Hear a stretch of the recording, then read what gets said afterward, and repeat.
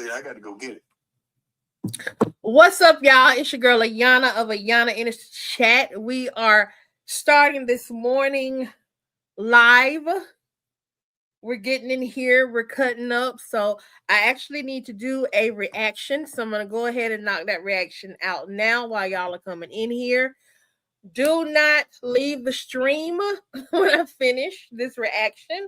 We're going to move on over into the comments and talk about it. And we're going to talk about deception and betrayal. Those are our topics for today. Deception and betrayal.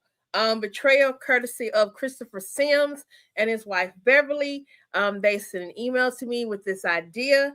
And it actually ties in the reaction that we're going to be doing today. So I'm not going to waste any time. I'm going to go ahead and do the reaction first. And then I'm going to come back. And I'm going to come back and we're going to do the, we're going to talk about it. Okay. So let me get into it right now. Let me do this reaction. This Bethany reaction right quick.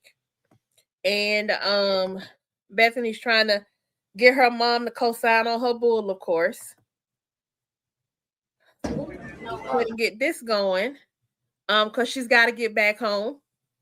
And then we're going to go from there. So good morning, everybody. Good morning, everybody. Let me reintroduce myself right quick. This is Ayana of Ayana Enters the Chat, where we react to skit and real life, to the skits in real life. And so also want to shout out to our sponsor. If you notice, I got me a beautiful new do right here. I'm looking kind of fresh. Got my color popping and all of that. That is due to Tamika Simmons of Simmons Beauty and Barber in Hapeville, Georgia. That's Hapeville, Georgia, in case y'all want to look them up. You can go to simmonsbeautyandbarber.com. Simmons is spelled Simmons, beautyandbarber.com. It is a husband and wife team. The husband is the barber and the wife is the stylist. They have a full salon. I do believe they're looking for stylists who want to take up some booths. If you need a place to do hair or do nails or brows or whatever, they are looking for people to come in and join their team there. But aside from that, Tamika is the real deal when it comes to this hair. So shout out to them. Definitely check them out. They are a content sponsor. Okay. So that now we've gotten all that out the way. Let's go and get into this reaction as y'all come on in. I'm going to go ahead and start this reaction. Y'all know what it is. I'll do the reaction. And once I'm done with the reaction, then we're going to be right back on the front porch chitting and chatting about it, okay? So you don't have to leave the stream. I'll just cut this reaction out later. All right, let's get into it. So here we go. 5. Wait a minute. My hand didn't even feel right. 5, 4, 3, 2, 1. What's up, y'all? It's your girl Ayana of Ayana Enters the Chat, where we chat about skits in real life. Right now, we're going to look at a Kountry Wayne skit. We have Miss Bethany calling her mom and asking her to help her face Larry, because Bethany done lied on her mama and said she was out having dinner with her mom and dad last night when Larry called to check and see where she was at. So all of them lying to each other. At this point, the marriage over. But anyway, let's not waste any time. Like, subscribe, and share as we get into this video.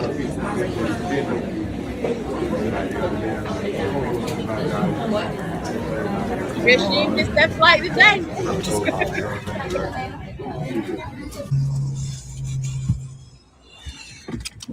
Oh.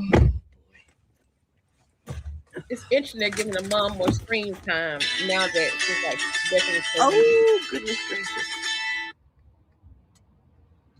Hey, sweetie. Hey, Mom. How you doing? Pardon the background noise. I'm out running errands. Oh, yeah, that's not a problem. Do you have a second? Yeah, sure. I'll just sit here for a minute. What's up? So I wanted to talk to you a second about Miami. Yeah? What about Miami? Well, I'm still here. You're still there.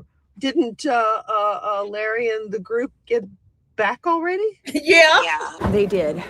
But I missed my flight, and Larry called and asked me about it. And I told him that I stayed at your house, so that's why I was calling, because I needed to ask you a favor.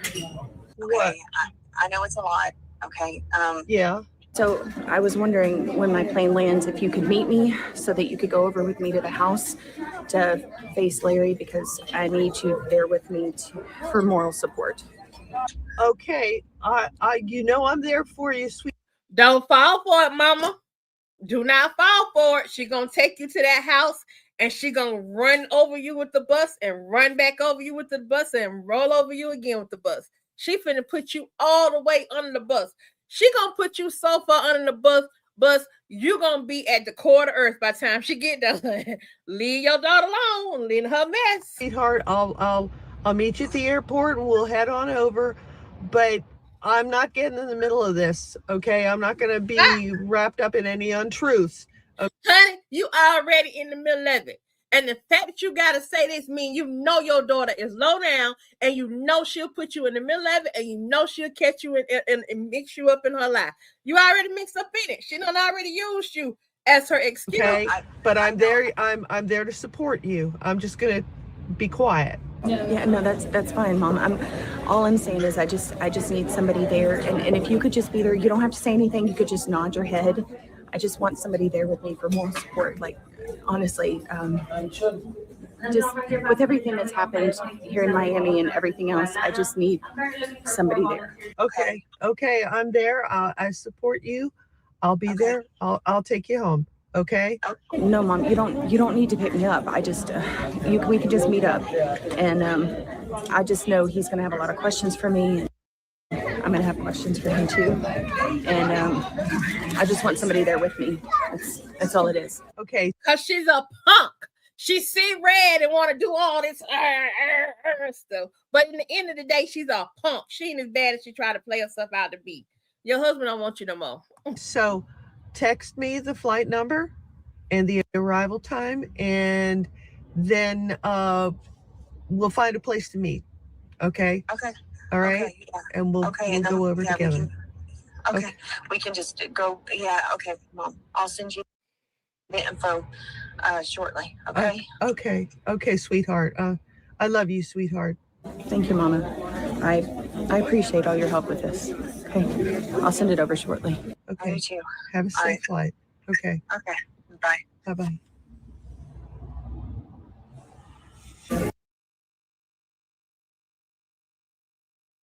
Now I want y'all to notice. She ain't call her mama at all. She ain't call her daddy at all. In other times, she normally calling daddy Newberger. But she ain't calling her dad at all. She got her mama wrapped up all in this bull that she got going on. You know what I'm saying? Like, she didn't think this through. She didn't plan this out. She just acted out of sheer obsession, which we talked about yesterday. And now she herself can't go play the pot to try to call a kettle black when she herself has created a deception and she's done a betrayal. Y'all, this is a mess, okay? And Mama Newberger pole thing, she just want a relationship with her daughter. You done set her on this path. You couldn't go back and recall that dog, and now she in Miami done forgot to get up and go home. And now she done pulled you into it because she done lied and said she stayed at your house. And don't you think it's gonna look a little weird that Bethany is coming home and her mama coming behind her? Why your mama gotta follow you home? What's gonna be the story with that? Y'all let me know what y'all think down in the comments. Her mama is so gullible. Let me know what y'all think down in the comments. And while we down in the comments chatting about it, let's make sure we be about it. Comment, like, subscribe, share. We're almost at 3,000. We would love to have you on the front porch with us chatting it up about these skits and real life events. In the meantime, y'all know what it is. Like, subscribe, share. And until next skit, peace. And a whole bunch of Bethany, you in trouble, hair grease. Because she in trouble. All right. All right, y'all. What's up, chat? What's up, chat? What's up, chat? What is going? Let's see who we got in here this morning. We got, let me see. I can see 60 or 70 on the front porch.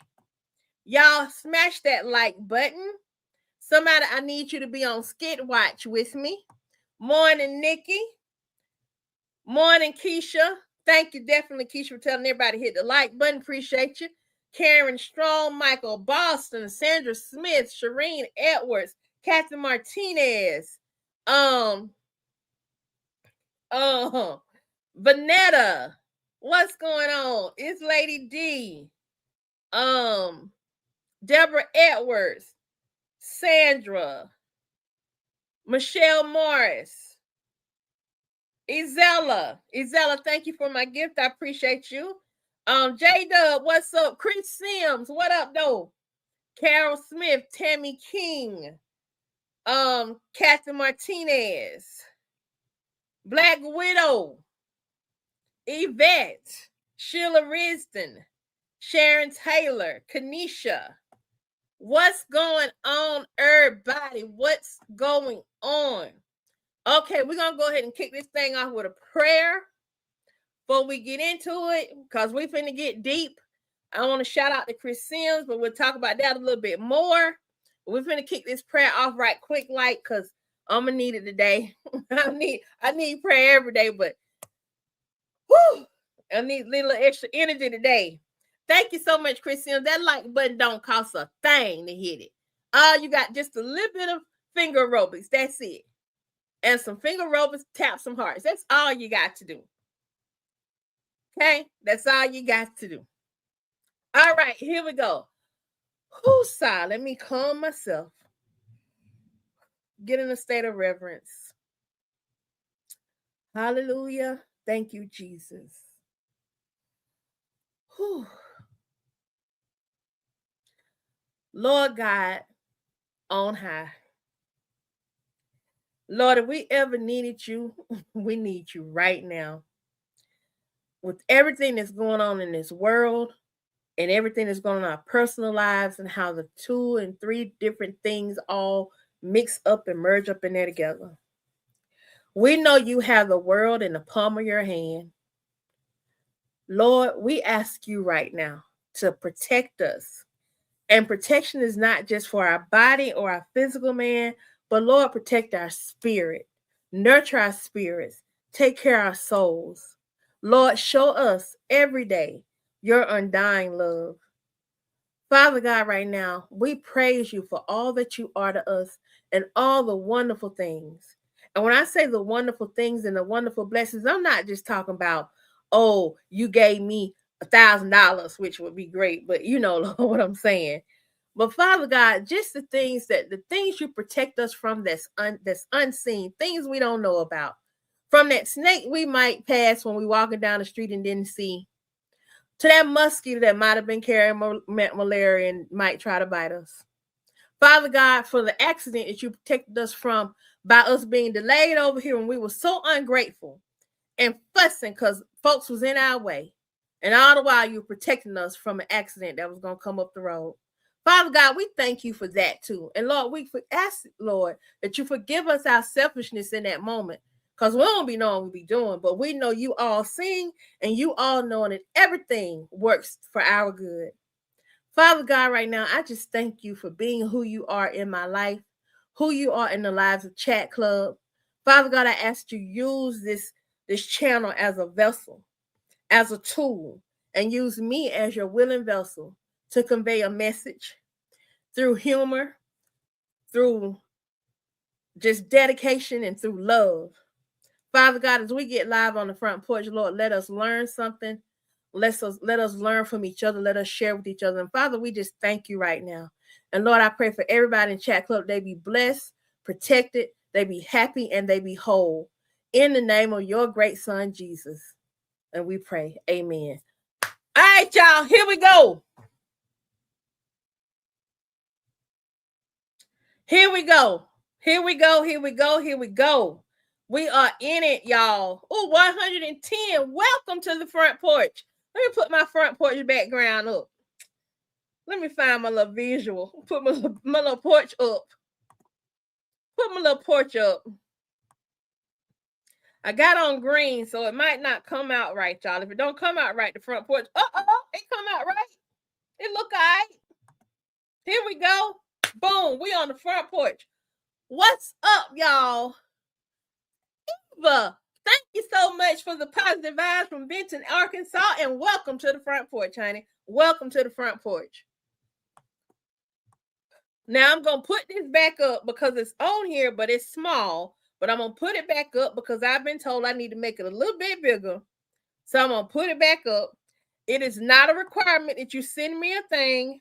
But if you want to drop me off a little coffee, you can hit me up on the Cash App, or you could just participate. You could invest in this channel through YouTube. It don't matter to me.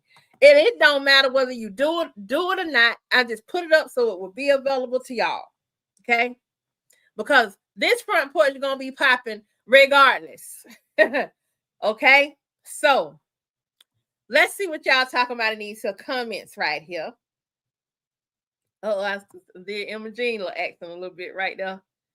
I might have a little Imogene and a little freedom in the day. Okay, Nikki said morning. Let's see who. Michael Boss said Bethany, aka strategist, making her move. Ain't it though?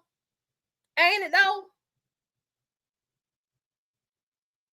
I do. She making it seem like Larry beat her down, ain't she? Larry, he about scared of her.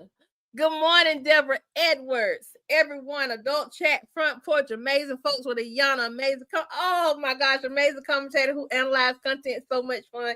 Hit the like. Deborah Edwards, I love you, girl. Thank you so much. I appreciate it. Whoo, goodness. Lady D said, all these lies flowing through this Williams household. The lies in my candy voice. There you go. I know, Bethany. I hope the car wash, Big Bertha. Sandra, you funny. Let me go back to what sense does this make? If you were at their house, WTF would she be going back to your house? Bertha, it would have been more smarter that your dumb so-and-so would have gone to their house and dropped your bags. That's it. She act like she's scared. She's scared to go home, Michelle Morris, because she knows she was dead wrong. But really, truly, I don't know if y'all saw my reaction earlier. All of them was dead wrong. The fact that Larry had the unmitigated gall to call this woman, questioning her about why she wasn't home and saying something was weird and didn't make sense when he done went to Puerto Rico. Now, I'm going to be the first to say, I was all for them going to Puerto Rico and leaving Bethany because we knew she was going to show up in Miami, okay? Sometimes you got to do what you got to do. But a deception is a deception and a betrayal is a betrayal. And you're wrong, you're wrong. So to me, at this point, both of their wrongs cancel each other out. That's how I'm looking at it. They cancel each other out. Both of them should get passes right now. You don't ask me what I was doing in Miami, I won't ask you what you were doing in Puerto Rico. But Bethany ain't going to be able to flow like that. Okay, Michael Boston says, comment, do Wayne and Chase allow youngins to use their cell phones as videos and posts? So why not allow them to record Bethany? Maybe that just may not be part of the storyline, Michael Boston. They may actually have recordings and they just haven't revealed them yet because they could be holding them until she go to court or until they want proof of something else. You know what I'm saying? So he could, and then really, truly, they don't really have to record it because he's recording on film. It's a way that he can easily take it. You can use something as simple as Canva, really, or some other doctoring tool, and you can take it and put it inside of a cell phone template so it'll look like you scrolling through. It's ways to do that stuff. And I'm getting technical and I shouldn't, but it's ways to do it where because they got the footage, so it's not like they have to have them record. Yeah, she could drop them over their house first and then went home. Yeah, 2 cars gonna pull in the driveway when Bethany get home. What kind of doggone sense do that make? J Dub, good morning, handsome. What up, Christine? Christine, we're gonna talk about your topic and add a little extra one in there too for us. Because one leads to the other. Tammy King, good morning, beautiful people. Larry needs to ask her about these dumplings when they get there. Lady D, and Larry already told Bethany to keep her parents out their business and bringing her mom to confront Larry. It's about to go down. Yup, it is. You know what? Let me say this. Lady D, I'm glad you're saying this.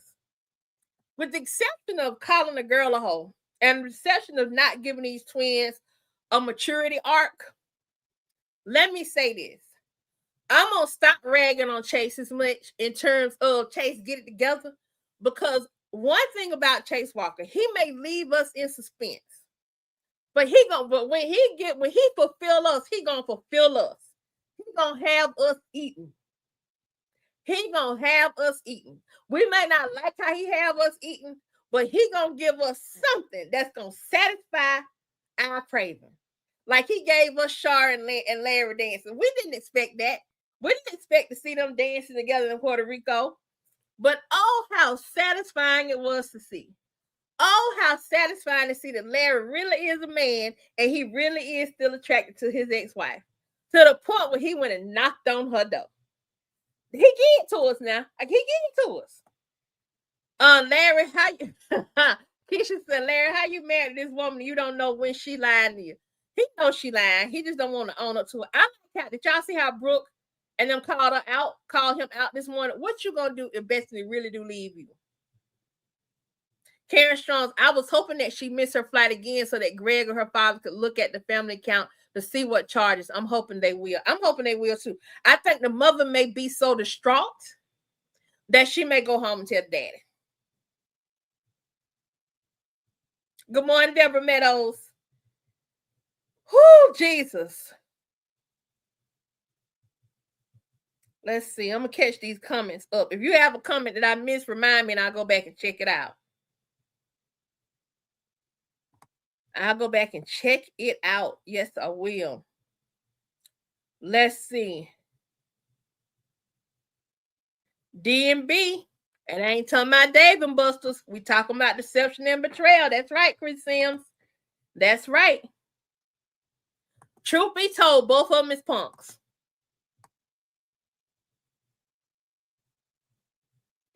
J Dub says Larry was in the right until he tried to sleep with Shara. Okay, I agree with you, J Dub, but let's take it another way. Did Bethany deserve what she got? Yes, she did, right? She deserved, because we knew she was going to show up. They did what they had to do to protect their peace on vacation. Give it to you. But the fact that Larry plans to still lie about where they were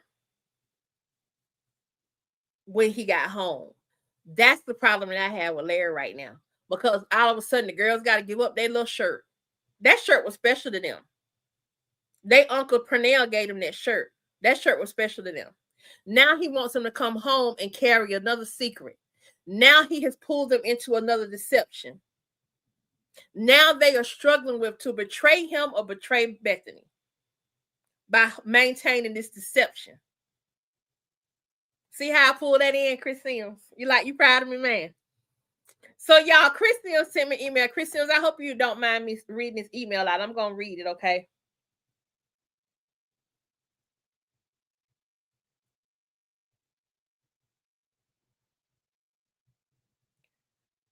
Hold on, y'all. Let me take care of something real quick. Don't go nowhere. Don't go nowhere. Don't go nowhere. Need to handle something right quick for my hubby. You know, when the men folk be needing stuff, sometimes you got to go and give them what they need. So you can have a little peace and do whatever you got to do. Give me 1 second. What the... Anyway, I ain't even finna argue. I ain't even finna argue with the situation. I'm just gonna go with God with it.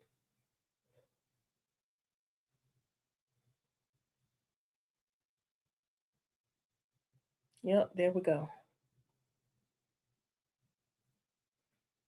All right, we back. Okay, so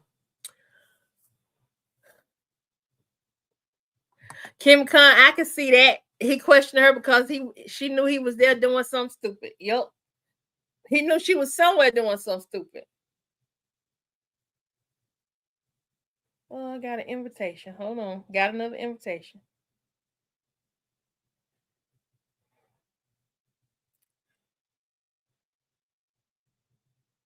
Here we go.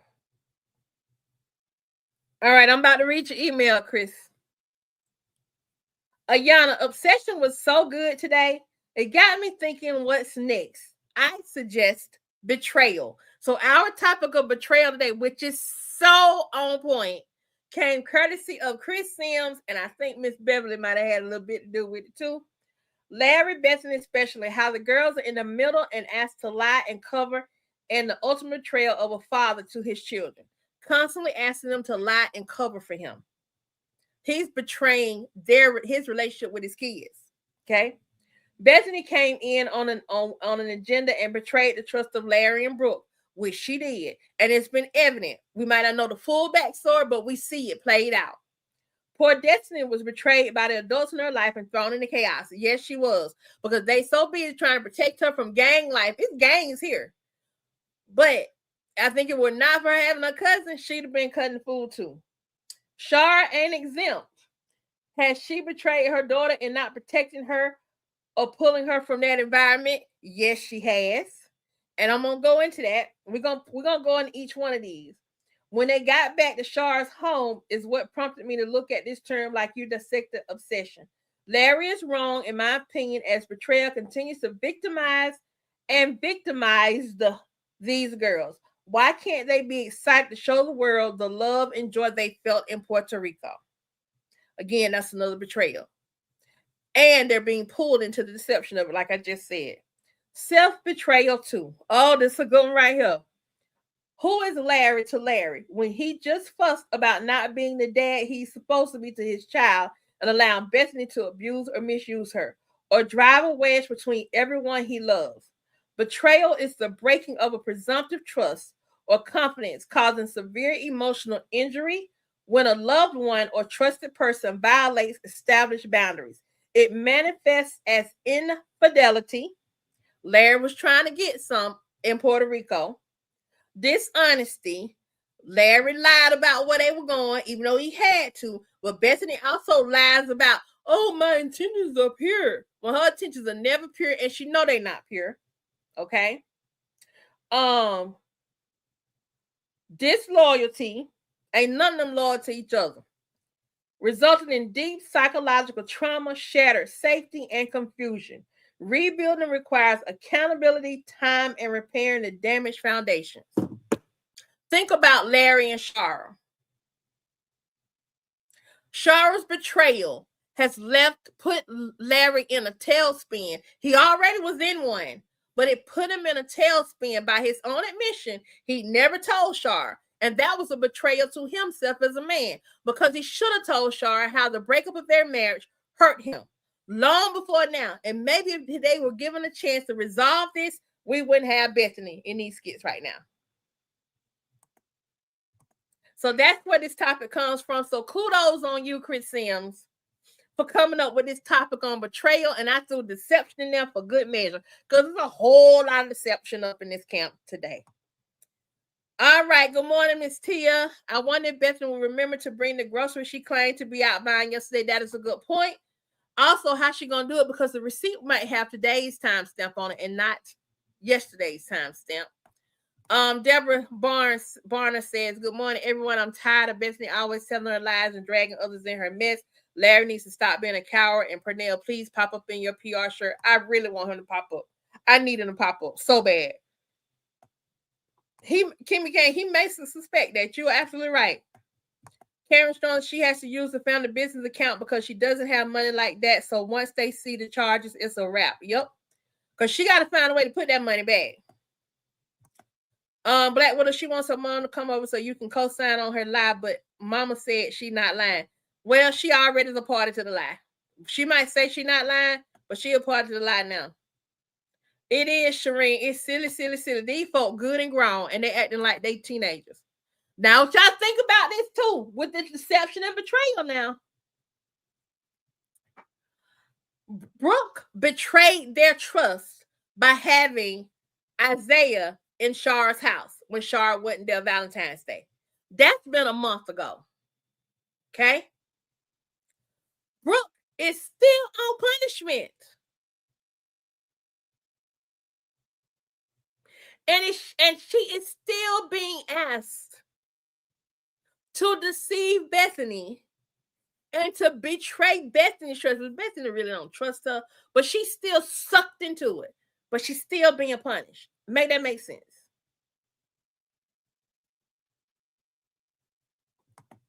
PR will come out as Bethany tries to lie her way out of being in Miami. She said she wasn't going to get caught up Gemini love, but she can't help it. She can't help herself. Because she shouldn't have opened her mouth, no way. I feel you on that, Ayana. Chase, do give us what we need and keep us shouting, oh my Lord, and stay tuned in on the front. That's what I'm saying. So, Chase, my buddy, I'm going to find a way to interview Chase Walker.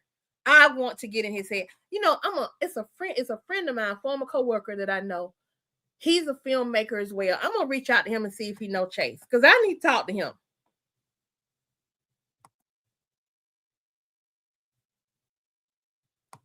I don't understand neither. I really don't understand.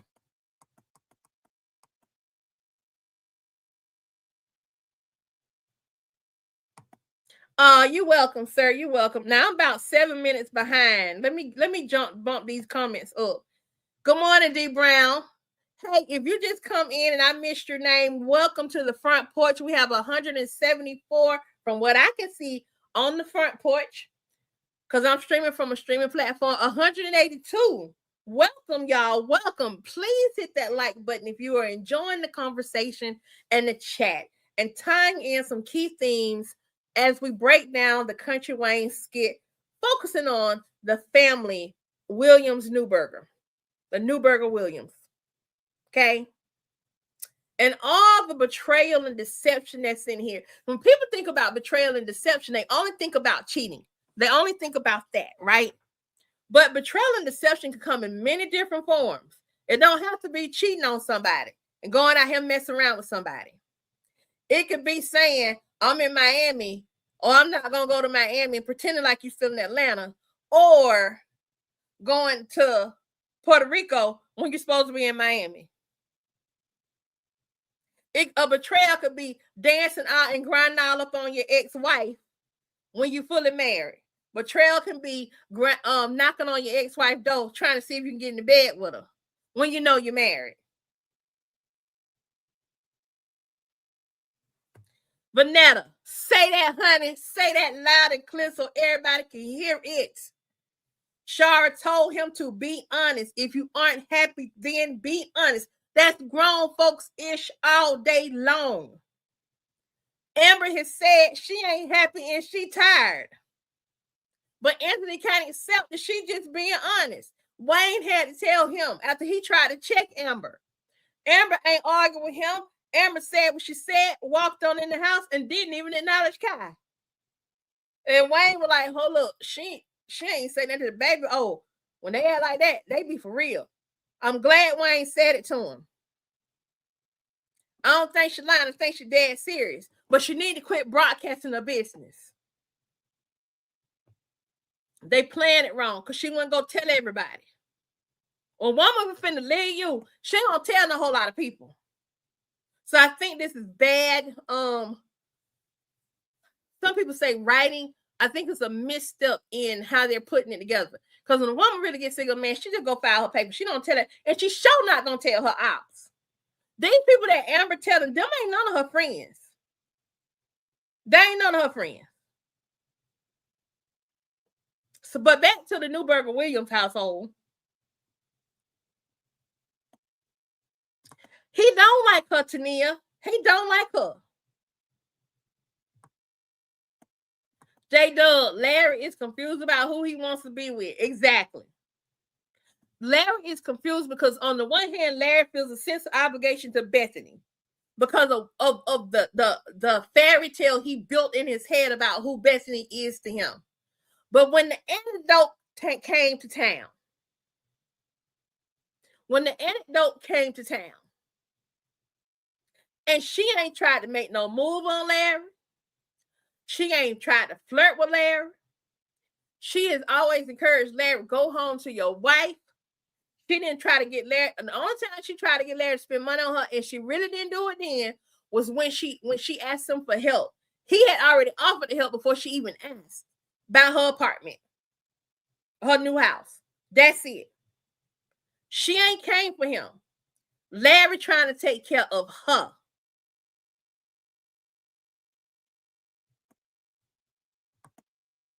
Well, J-Dub, guess what? What is life based on? Everyday walk of life. What are people walking? What are people doing? They lying each other, they fornicating, they committing adultery, they being deceitful, they being obsessive, they backbiting, they being two-faced, they being double-minded, they lustful, they hateful. We see this in everyday life. They being racist.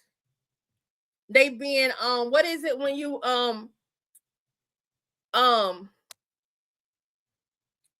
the one with the skin, black people. I forget the word. Y'all know what word I'm looking for. It start with an I. But we doing, look, we doing, this ain't no brown paper bag. We doing brown paper bag test. We doing all of that. And in Ecclesiastes, it says there is nothing new under the sun. And there are seasons for all of this.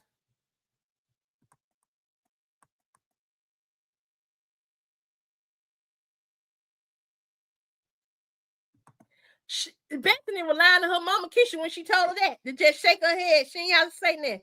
She was lying to her mama then.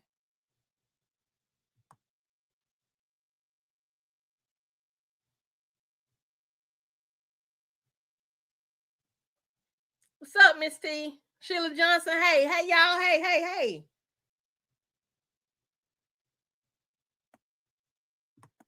She probably not right now, not with the way he acting right now. She's not.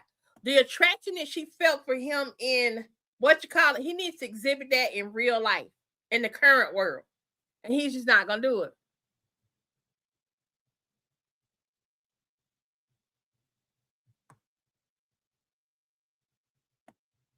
Yes, being over the street can backfire on the parents. Sheila Reason said our whole family need to seek counseling, the kids and all the adults in the jacked up family, the Williams and the Newberg. Yep. And one of the things Larry can do to immediately help himself is to free himself from the Newbergers. Sandra Smith. Yes. Hey, Deborah, what's up? No one has respect for nobody. Yeah, when we really fed, we move in silence, and then we hit them with it. Boom. She should have moved in silence. She shouldn't even told Anthony she was trying to get a divorce. She should have went and filed her divorce papers. And when them folks showed up and served him with the papers, he'd have known then. I would have told him there.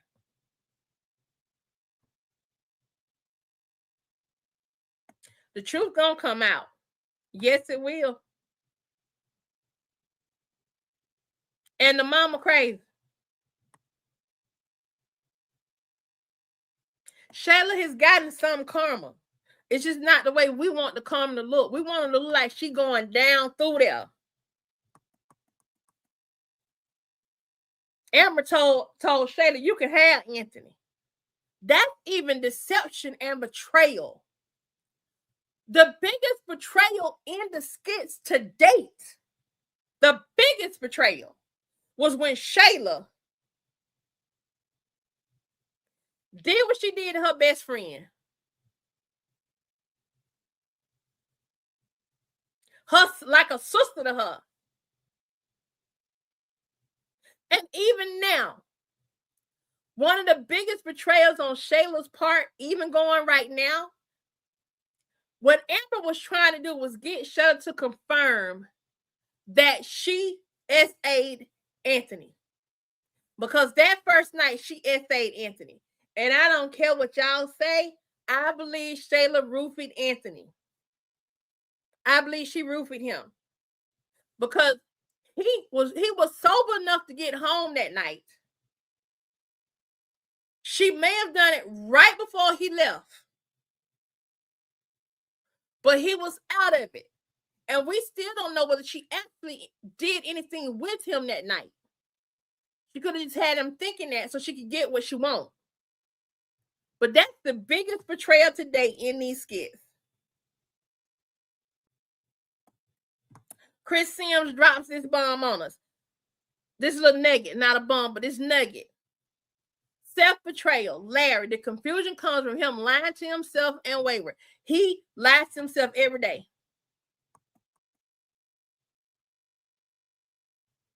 Well, Amber done filed for divorce. We're just waiting on Anthony to get served. She done filed. She got a terrible attorney. Should have went and got Natasha, but that's a whole nother thing. D. Brown says, I agree. She's telling her ops information they don't need to know. She should have at least held it for one of the podcasts. That could have been a holding card. Right there. Amber running her mouth too much. She talked too much.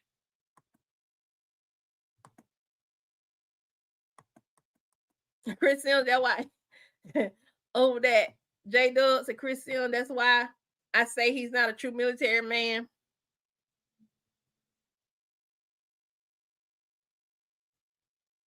Let me catch this up. I think I saw Apostle Clark in here. Did I see Apostle Clark? There you go. Apostle Clark, that's interesting.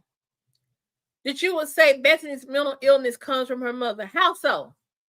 Elaborate, expound on that a little bit for me.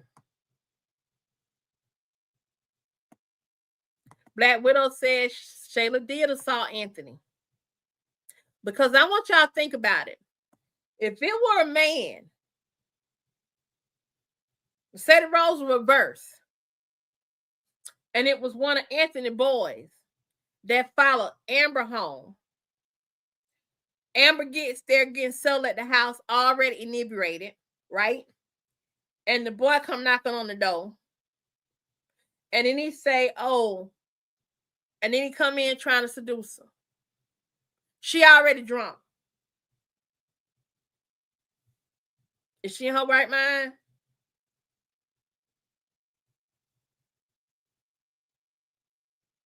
I'm not saying he did not know Shayla was not his woman. But the way that the story went and the way that it looked, he was not in his right mind. And I'm not saying drunk. That's why I said she roofied it.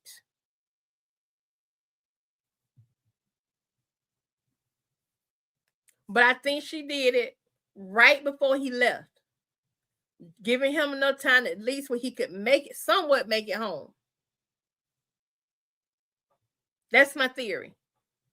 But also, once Shayla told, at one point, Anthony got sucked into it with that little maid outfit on. She looked up on what he really liked because Anthony wasn't looking at her before then. But she went in based off of Amber's betrayal of Anthony. Because she was deceiving Anthony before they got married, and she betrayed his trust and married him anyway when she knew she was laid up in the bed with Wayne the morning of her wedding. So she got her some the morning of her wedding and then got married and was her husband that night.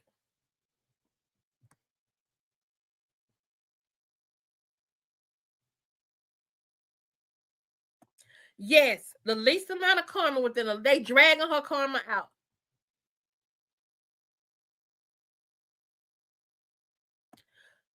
Girl, Kenzie, Queen Lioness, Elizabeth, thank you so much. Thank you for this statement. A storm is brewing with this podcast. Y'all, I'm going to keep monitoring the Amber story and with this podcast because I think this podcast about to out a whole lot of stuff. They finna air out a lot of stuff with this podcast, and I think this podcast is going to be, it has the potential, if they play it right, to be something of some really great content and some great topics for us to pull in and talk about. A storm is brewing with this podcast because Shayla gonna be putting everyone on the spot and saying everything on the air. Yes. Look at how Shayla got Amber and Tamara together in a meeting and then said it seems like there's still something. Now, Tamara and Amber already had talked and worked their stuff out at Wayne's little birthday party that Tamara threw him. They already had that conversation and worked their stuff out. They seem to have been cool. But Shayla stirring the pot of bull. I want to say something else. Stirred in the pot of poop, making it stink worse than what it did. Because they already resolved their stuff. Shayla messy. Yes, D. Brown. And she did say that. Huh.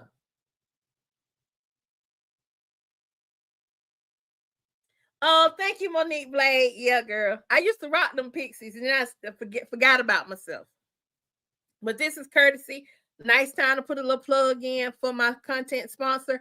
Content sponsor Simmons Beauty and Barber in Hateville, Georgia. Husband and wife team. You know we love them husband and wife, business ventures.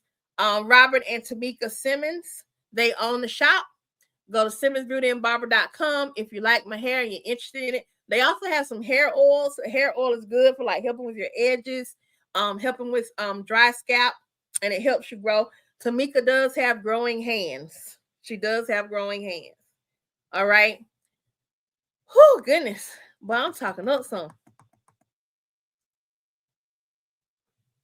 Keisha Garrett. Why do you say Brooke is fake? Let's dive into some of this.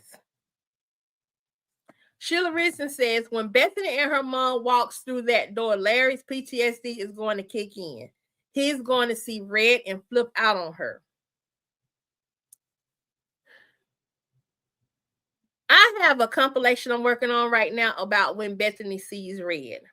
And I think I'm going to do a sister compilation or a cousin compilation of when Larry sees red.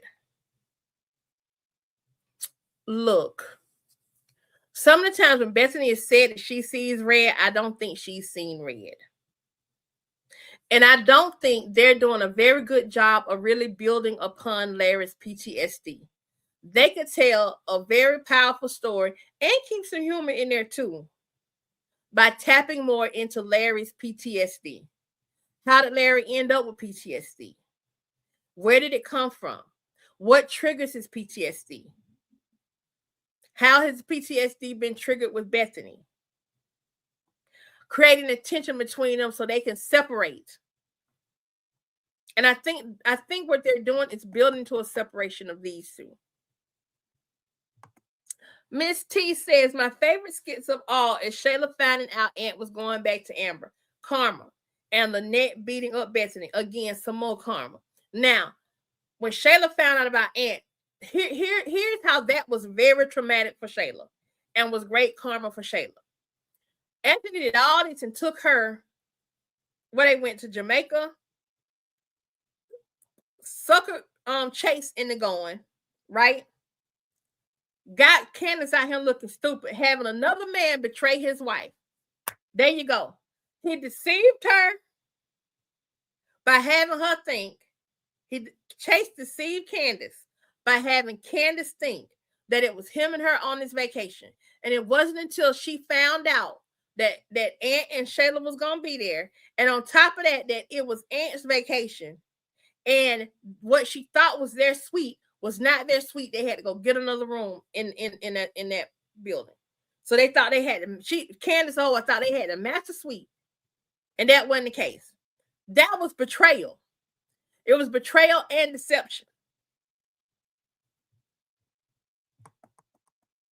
It was deception because he knew she would not go if he told the truth. And Chase admitted this in their skit when she checked him on it. And it was betrayal because he knows that Candace didn't mess with Shayla like that. So he betrayed her trust. That betrayed her security in that moment. And Anthony sucked him into his mess. And for Shayla getting her karma off that, Shayla thought Anthony was going to propose to her. And no sooner than he got back to Atlanta, what did he do? Go back, try to get back with his wife. Anthony got out of bed with his shorts on still. I know no man laying with a woman get up in shorts. J Dub said the military is up front. We don't bite our tongue. You sure right by that, because my husband don't bite his tongue about nothing. May not be the best communicator sometimes, but when y'all do talk, that's it.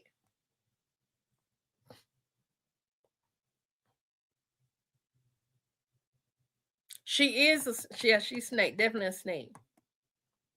No, Zella, she's not using Detroit wisdom at all. I can't wait till they tell it.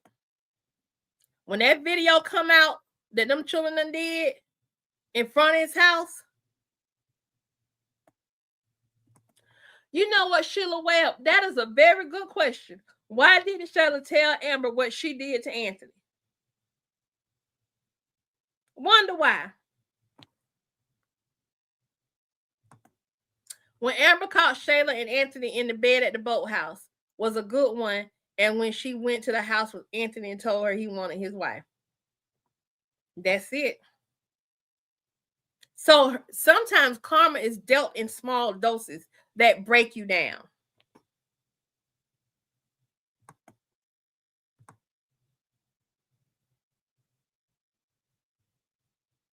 Now I'm going to hip y'all to something. And I'm glad this skit came up because we're going to watch it. I'm not going to do a reaction to it, but I'm glad this skit came up. Because this is what lit a fire up under Amber to get a divorce. And I'm going to call it like I see it. Because right now, Amber is looking at the green grass on the other side. And this is what has fueled her. There were plenty of times when Amber should have left Anthony, should have divorced Anthony, even after they got back together.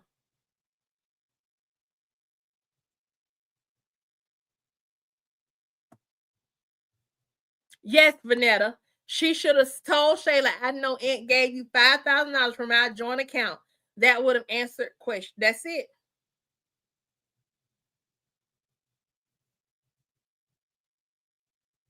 Larry's definitely running out of lies, and Bethany is too. You know what, D. Brown? It wouldn't surprise me if Amber did that, because Amber can be messy. And Amber can move like Shayla. Remember what Arby told Amber? He told Amber they one and the same. What is it? Something about the birds flocking together?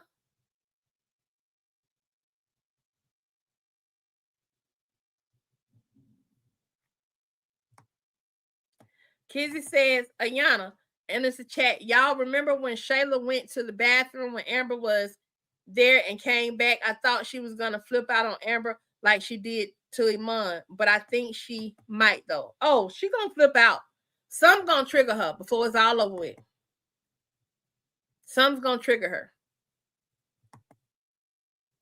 That's it. Birds with a girl. Help. Thank you. Sometimes that little lingering stroke thing would make me forget stuff, or the brain fog, or whichever one it is today. But I appreciate y'all. Birds of a feather flock together.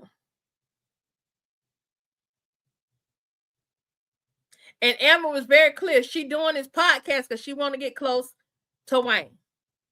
Not want to be with Wayne. But remember, I want y'all to think about something. This is why y'all theory about Amber airing stuff out on Shayla on this podcast. This podcast is supposed to be Tamara's podcast. Now Wayne done pulled some more girls into it. But I want y'all to think about something. Amber had a whole business deal with Wayne. Anthony, doing that music, Anthony almost ruined it. But when Shayla came into play, when Wayne decided to let Shayla participate,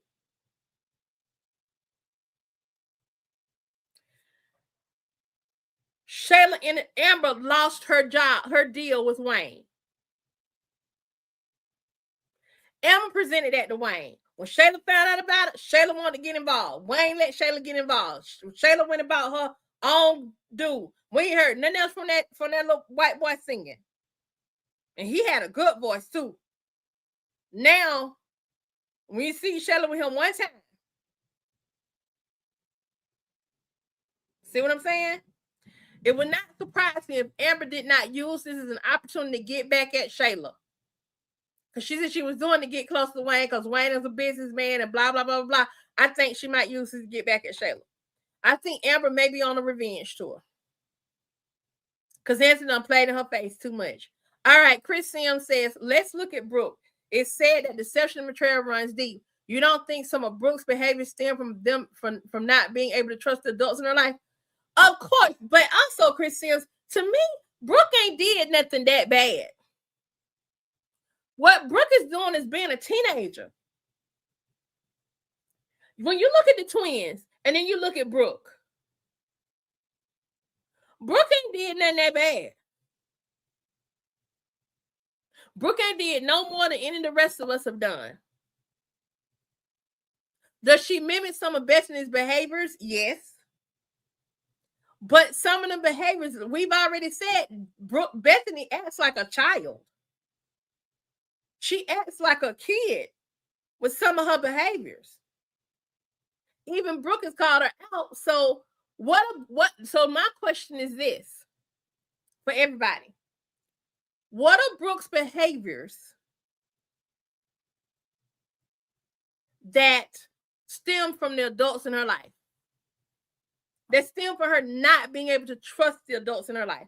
What are some of her behaviors? Good morning, Eric Kelly. What up, though?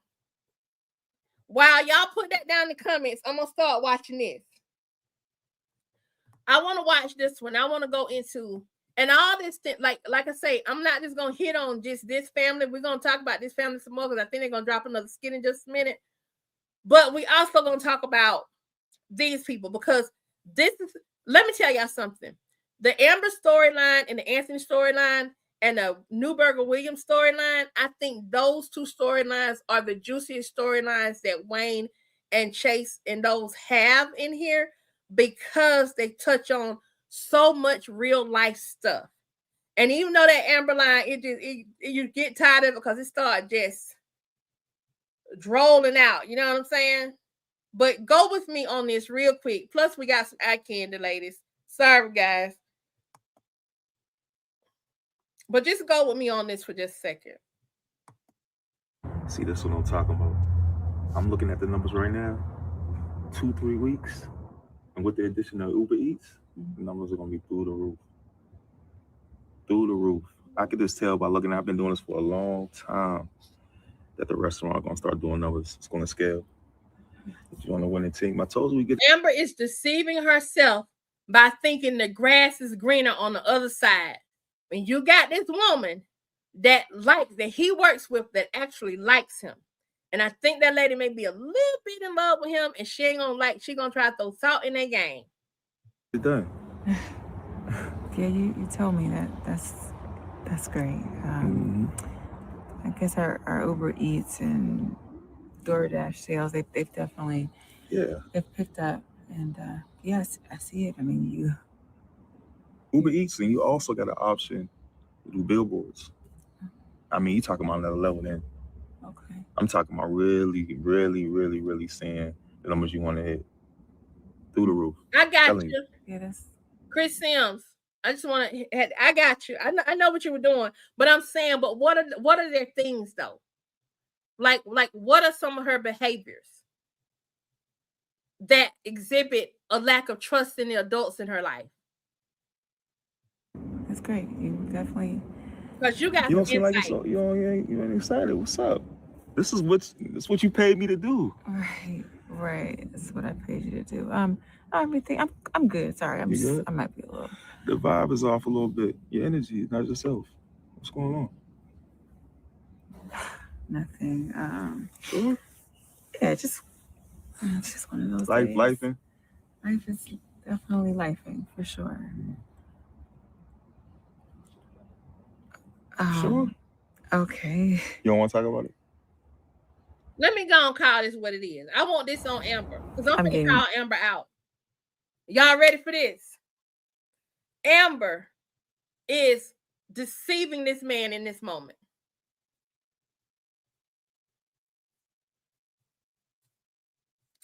I knew where this was going to go when I saw the title of the skit. But she deceiving this man in this moment. Right now, Amber is playing pitiful po me. Think about Amber for the past few days. Amber ain't acting like she cared. She's standing 10 toes down. She getting a divorce, right? This is a different Amber from the Amber we've seen before when she talking about I'm filing for divorce, blah, blah, blah, all that stuff. She is deceiving him right now.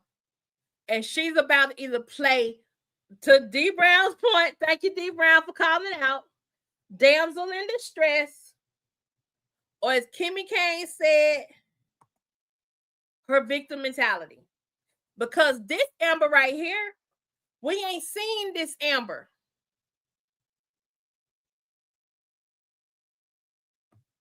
Thank you, Chris Sims. She said she would not allow anyone to steal her joy. Amber is deceiving this man to think that her life, watch what she's going to say to this man. And it's because she's trying to get some pity for him. Let me tell you what Amber thought. When Amber didn't decide to make a move and divorce Anthony until she saw this man right here. When she saw this man right here. Yes, prayers for you, Cheryl. I think Cheryl is having surgery this morning. But she already got her quick healing. We already know. But Amber, that's it. She don't want their advice right now. But check this out, Eric Kelly. What Amber's doing right now is trying to, this is her way of trying to get this man to trauma bond with her. Trying to get this man to trauma bond with her. That's what this is. And y'all, I'm not dismissing Cheryl. Cheryl and I have already talked. So just want y'all, I don't want y'all to think I'm talking over Cheryl, okay? But Amber is playing a role right now. Looking all pitiful, seeming distracted. Amber said she don't let nothing get in the way of her bag.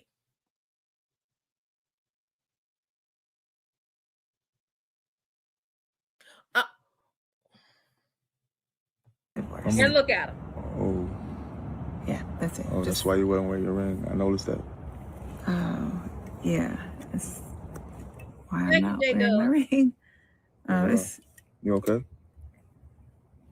Yeah, I mean, I'm just, I'm taking it all in. Look, I'm taking it all in. Amber, you better be about your bag. If you want this man, gonna do your money. He already attracted you, and any nut job can see that. So this right here from Amber ain't even necessary. That's a form of deception. Exactly, J-Dub. Exactly. Let's call it like it is. Just like Shayla. I want y'all to think back to Shayla before Shayla started messing with Anthony. When Anthony wasn't even thinking about Shayla. Anthony tried to speak life into Shayla. And Shayla took him speaking life into her and said, do you really think so? Do you think? And encouraged Anthony to keep giving her positive stuff. Amber don't need that. She don't need to do this at all. This is her seeking pity. Because when Amber saw this man the other day, and yes, they did have a connection, and kudos to Amber, blah, blah, blah, blah, but I'm finna call us women out now. We know how to manipulate situations and manipulate men to get what we want.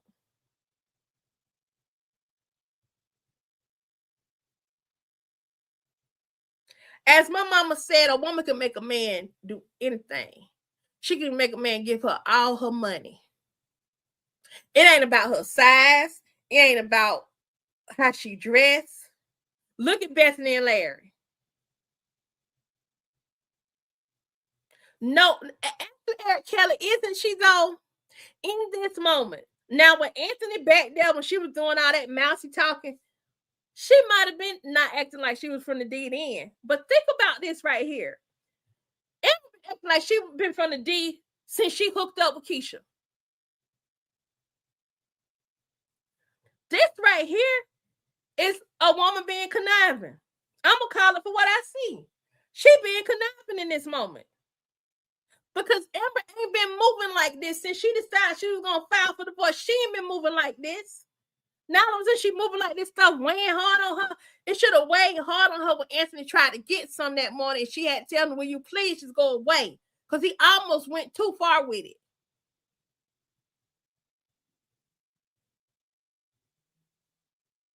Now, Apostle Clark, don't say that.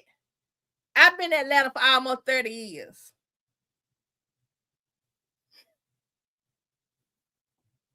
I'm just playing, though. I'm just playing. It's been a journey. Divorce is hard. Yeah, it's we've been through a lot and tried to work it out. Tried to hang in there and call it out, Black Widow. I'm really sorry. When I'm she sorry seen Dave, that's when divorce popped in her head. Let me tell you something. Amber is a woman of God, right? She don't want to betray her vows. She also is egotistical and she carries a lot of pride. Amber does not want Anthony to be able to say that during the marriage she cheated on him.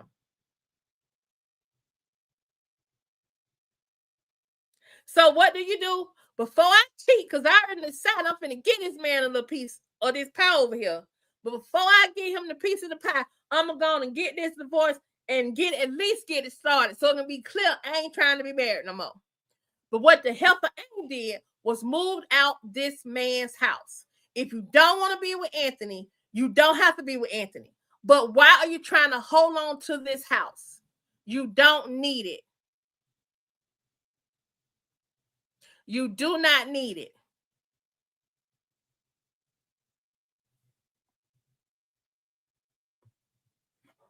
It's a lot of times when she should have filed for divorce. A lot of times.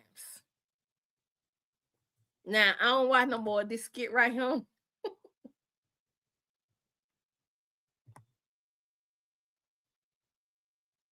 Now you got this skit right here where he giving her advice on her relationship. For what? He don't know nothing about what Emma done been through in her relationship. He don't know what Anthony been through in their relationship. Dave, again, thank you. Say it again, Kim Kane. What you need and what you want ain't the same. Thank you, Yvette. She could have moved to the guest house. Why are you still sleeping in the master bedroom? You're trying to tell him to go to the guest room. Well, that's his house. So he shouldn't have to go to the master bedroom. It was different when Anthony left the house. Not if she would have went in the guest house. Not if she would have went and slept in a separate bedroom.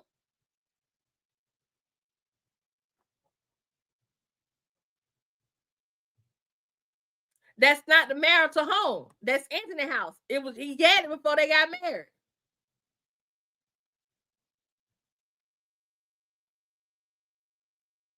Because let me tell you something. When a woman truly fed up, they're just going to leave.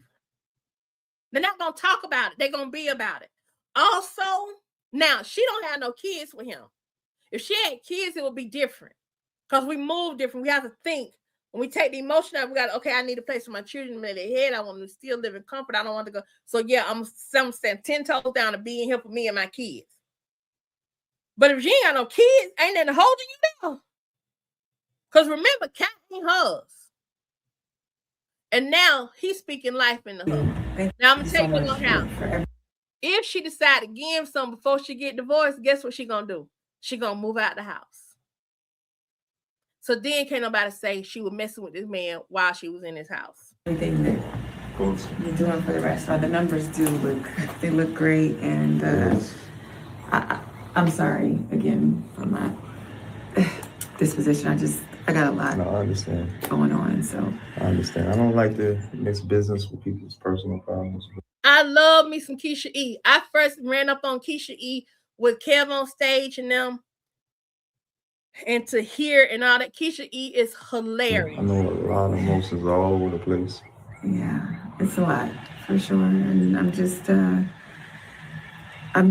navigating through it all. So I appreciate you being so understanding. I will say, this generation, they give up on things so easy. In marriages, they don't give it a chance to work itself out. So,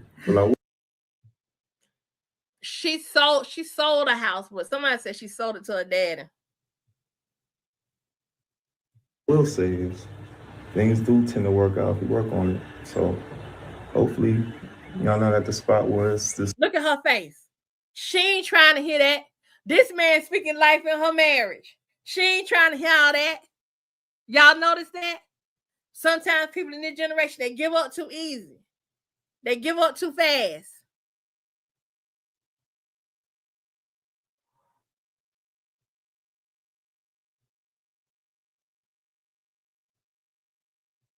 It's completely over. Y'all can work some things out. Just don't give up on it so easy. That's sweet. She ain't want to hear that. D Brown, I can understand where you're coming from, and I know there's a stance that some women would take. But honey, I'm telling you, if she's sick of Anthony and tired of dealing with Anthony, Anthony trying to move in on and get with her, and then also gonna be trying to lead count on her, at the very least, stay in the guest house. Letting folk disrespect her. It is not. Because she playing a role right now. She was thinking this man was going to be like, he was going to comfort her, hug her. I'm sorry you're going through what you're going through. And instead, he telling her, well, sometimes you can't give up so quick. Now, he really do want her.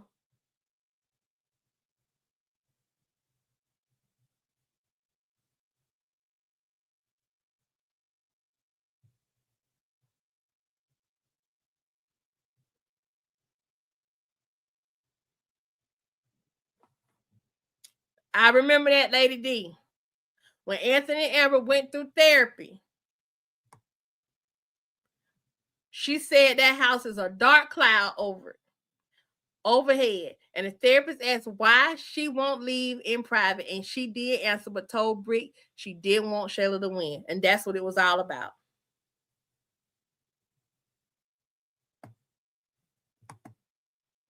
Everybody's saying that. Vanetta, I couldn't, the thing when they, but yeah, Vanetta, she running game. She smooth running game. Don't get me wrong, I wanted her to divorce Anthony. So I'm using this to show, because I was thinking about this. I think Kountry Wayne and Chase and the other people, they do a very good job of showing the deception, the betrayal, the obsession, the lying, the backbiting, the cheating, the whole monkey and all that. They pull all that into these skits.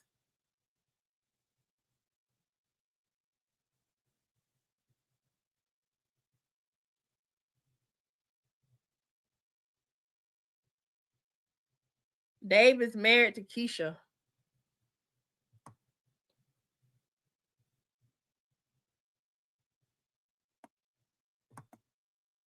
D Brown, you are correct. Anthony has been punishing Amber about Wayne since he found out. But Anthony is a punk, because Anthony, if he still was going to have such a big deal with it, even though he was out there sticking and dicking her friend, what Anthony should have did was went ahead and let Amber go in. But he didn't. He didn't. So he can't continue to hold Wayne over her. Yes, it was before she took vows. But what he could have did when he found out, he could have filed for an annulment right then and there, but he didn't. And you know why he didn't? Because he went and stood up at Rose's wedding. before he even started messing with Shayla, he stood up at Rose's wedding and declared his love for Rose with his wife, Amber, sitting right there beside him. Both of them, let me say it like this. Both of them have betrayed and deceived each other. Both of them. Both of them been wrong. Both of them is still wrong. Anthony looks lost holding Kai. Anthony don't know what to do with that baby. He need help. Shayla ain't the most reliable mother. Both of them need to sit their butt down together, have a conversation, and figure out really what it is they want. Stop BSing each other. And if it's to separate, separate. Divorce, divorce. And if it's to move on with their life and move on as friends, do that. Where's that grown person conversation at? Because at this point, that's what it really should be.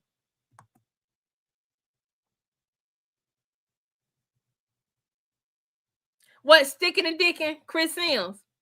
Yeah, it's sticking and dicking. That's what he's doing.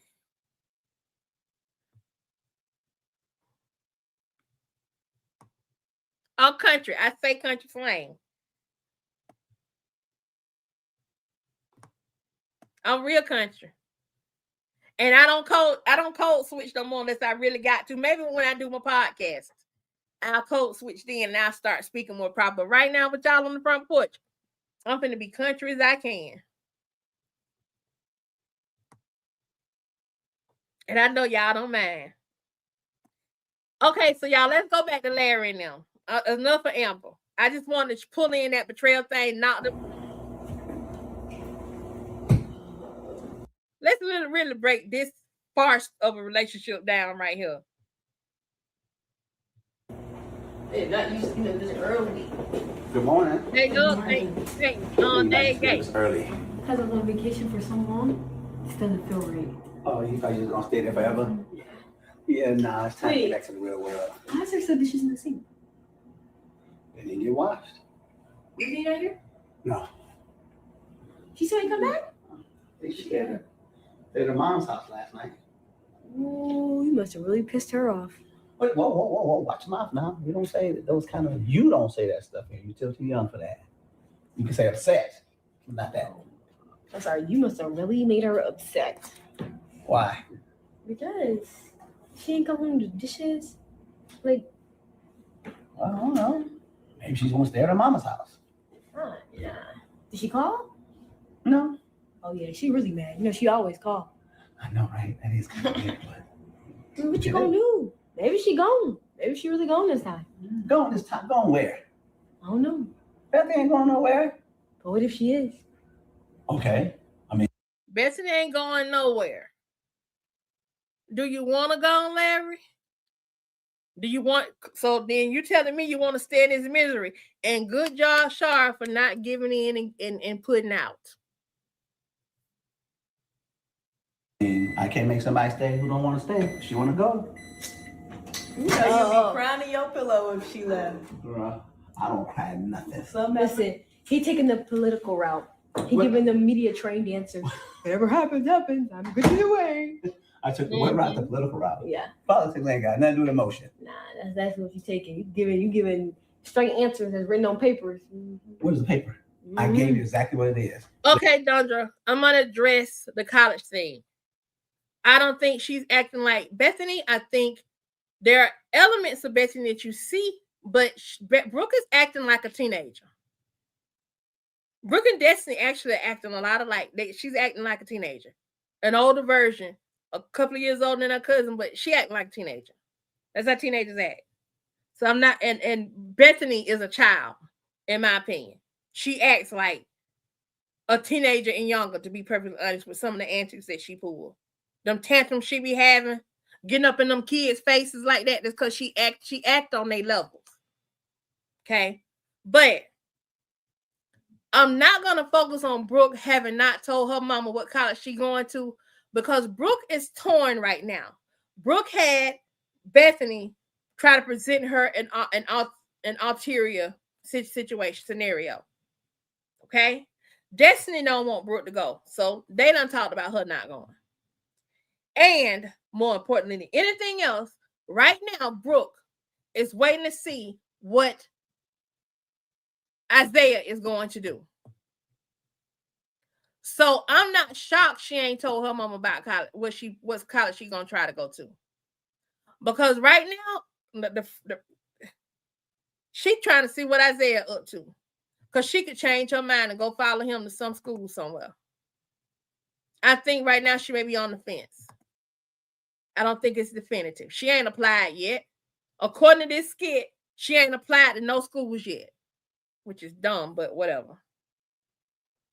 The content is for ages 18 and up, and if you're not at least 18, get your young so-and-so out. That's it. That's just my opinion, Dondra.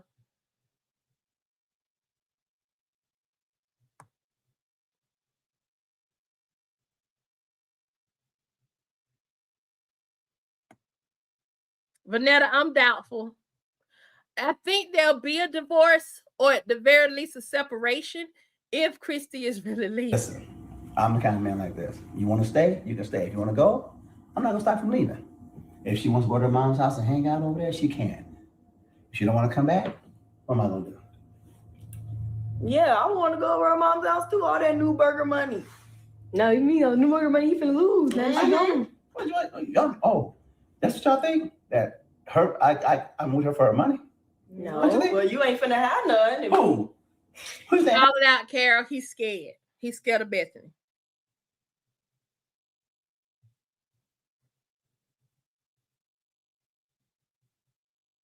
Yeah, Mr. London, I agree with that. They also just threw it in there because none of them, we've been fussing about they ain't had no college talks or none of that.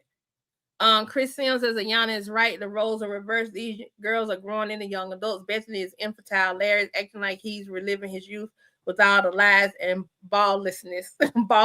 Balllessness.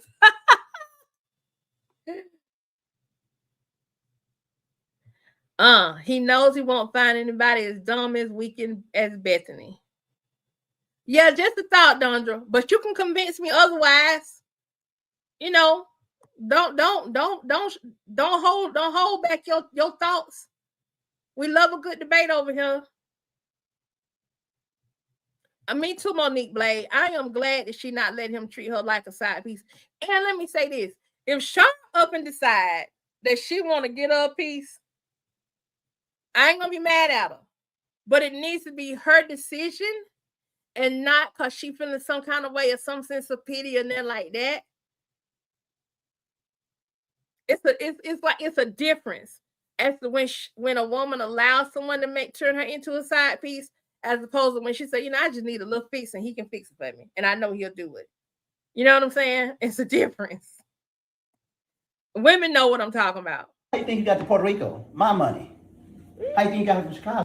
Shireen Edwards says she thinks it still will be a divorce. The storyline will be her trying to keep him, and even after the divorce, trying to do things to Larry and Brooke's mother. Interesting, Shireen. Interesting.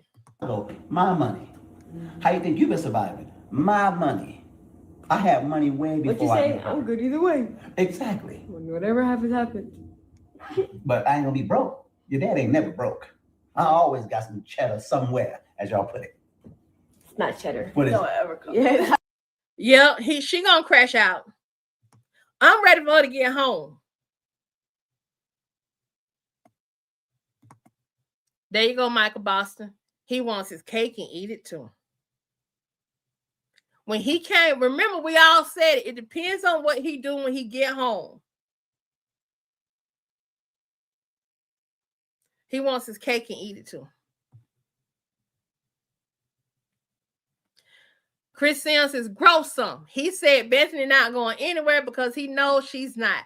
That's his security in all of this. So why not have the balls to do and say what you need to do and say? Be a man. That's it. You think she ain't going nowhere?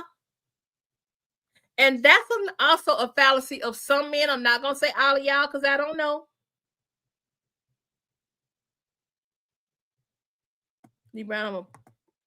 But a lot of men want their cake and eat it too.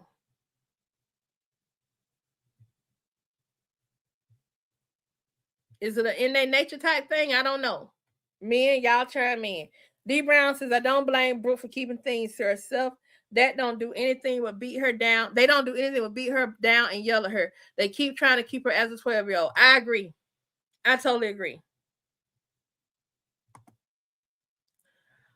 Apostle Clark, you said something powerful. Larry's PTSD is infusing with Bethany's mental illness.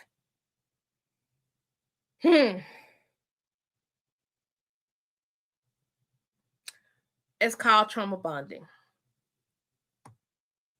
I tell her. What do you call it? It's money. Oh, you ain't got none. So what are we talking about? It's racks. Okay. Well, I got stacks, racks, right there. You got none. So and you got no wife. So. Oh, okay. Well, you need to do them dishes because I'm not doing them. Yeah. If I tell you to do them, you will. I just wash them dishes. You wash them by the time we get in the house. Right. I'm gonna wash them. I know you are. Jay, no, you know what you want? 2 cakes. What 2 cakes you want? Who you want? Shayla and Alicia. Carol, I like that. Women wrote the Player's Handbook. Yeah, because we know how to do stuff and not get caught.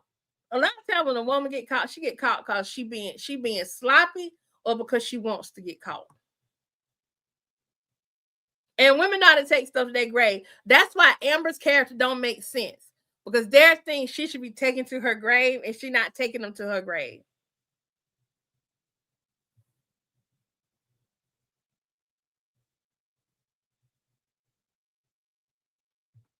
Yes, Lady D, I caught that.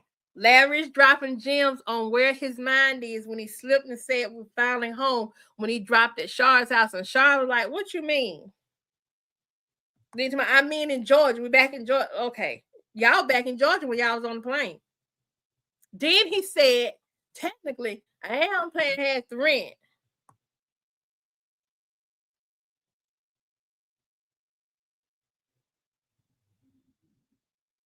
Because, okay, Deborah, and you might be being facetious, but I'm going to ask the question.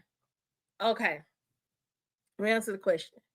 How's there Kate to have by being with Bethany? Bethany has become he's become complacent. Bethany has become his comfort zone. Your comfort zone don't always have to be comfortable. Your comfort zone is the place you've gotten used to and gotten accustomed to. Because if you take yourself out the comfort zone, you may actually find something better for you and that you will like a whole lot better and enjoy a whole lot better. But he's comfortable being in the comfort zone that he's in with Bethany. But then Shara over here is that extra piece of cake, that extra piece of pie he can have when he needs to escape the comfort zone and go be reminded of who he is and feel more like himself when there's storms brewing or storms going on in the comfort zone. It's the perfect example. It was storming here in Georgia, right? Which is your home base. That's your comfort zone. But sometimes you need to leave when it's gonna be real stormy or real cold in your comfort zone. What do a lot of people do? They go somewhere where it's a warmer zone and play another place of comfort, a temporary place of comfort. But all in all, they can't wait to get back to their comfort zone. That's what Bethany is for him currently. Jay Dutton, he want 2 cakes. Boy, Vanessa says she don't think there'll be a divorce. Chris says Larry's a joke to these girls at this point. They joshing around, but he a joke. And he did all that talking and they know how he was in Puerto Rico. They caught them hugging.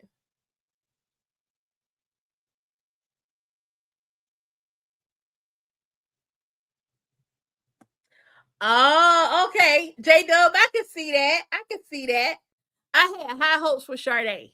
I still don't care for Shayla's character, but I like Sade. I think she was stupid for sending Rafi to hang out with Jocelyn, but I'm glad she's not in that situation. And I'm gonna tell you, I kind of been just kind of dipping into the storyline with her and Ron.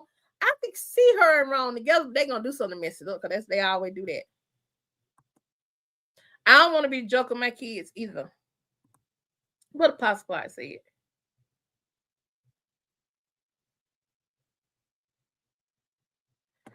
There you go. Out of the mouth of babes. Keisha, I'm not even gonna play with you. Y'all a mess. Y'all are hilarious.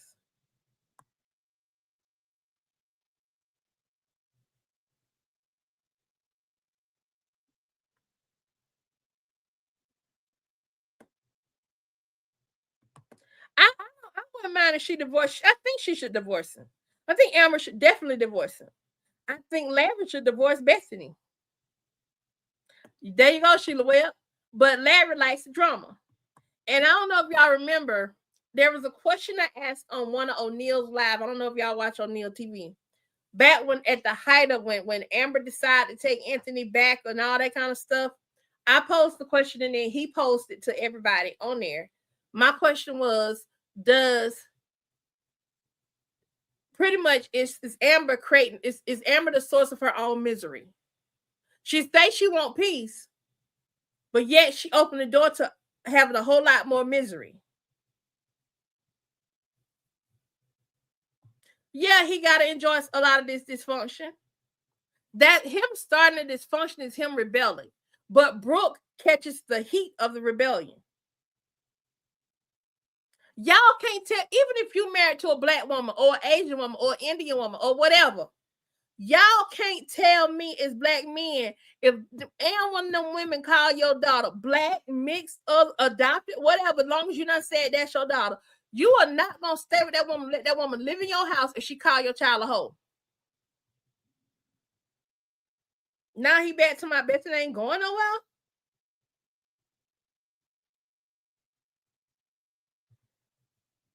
If Shara allows him to play with her, he will be playing with her. If she allows it. If she allows it out of a sense of obligation. Now, if Shara just wants to be a grown woman and be in her grown woman bag, like, look, I just need me a little piece and I don't want no toy. I want a body. And that body will do. And she decide, I'm just, I'm going to hit it and quit it. Because there are women who decide they're going to hit it and quit it. If she going to hit it and quit it and leave it at that, and she want to play Russian roulette with her feelings and with her morals, then go for it. I won't be mad at her. But because Larry knocking on the door, no. It'd be different if she went and knocked on Larry's door. I would take it a little different.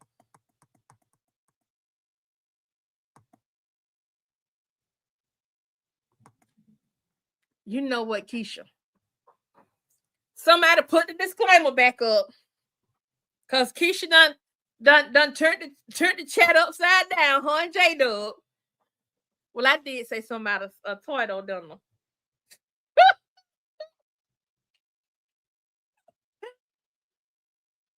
And Bethany got cake. It's upside down cake, and Shara got pound cake.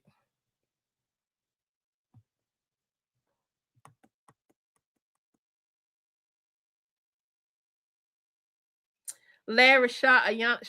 This is Kids Queens Lioness Elizabeth. Larry and Shara did so well. They were fire on the dance floor though, and Shara was all over Larry though. Go back to the dance, Ayana, to slow up on that video. Y'all want me to go back to the dance video? I'll go back to it because y'all know I don't mind watching it.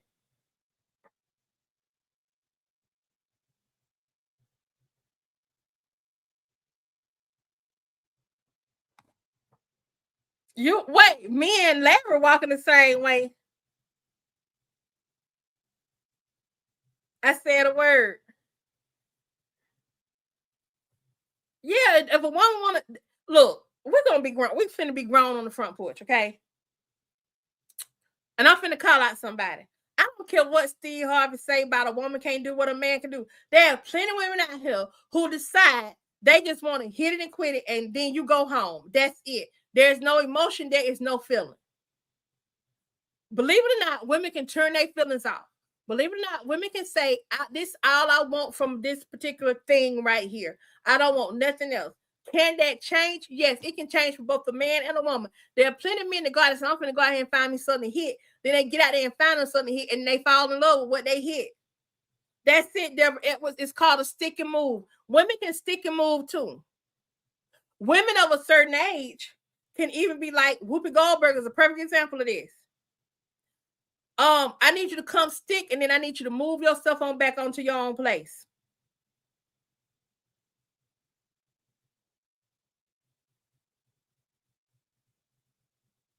J-Dub.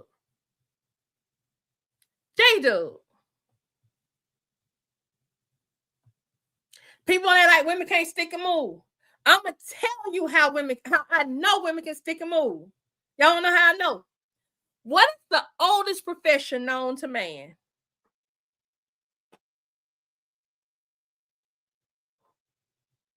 And I ain't talking about no soul ties, so y'all don't come at me about no soul ties right now. But answer the question. What is the oldest profession known to man? Thank you, Nikki. Thank you, Nikki. Women are the queens of stick and move.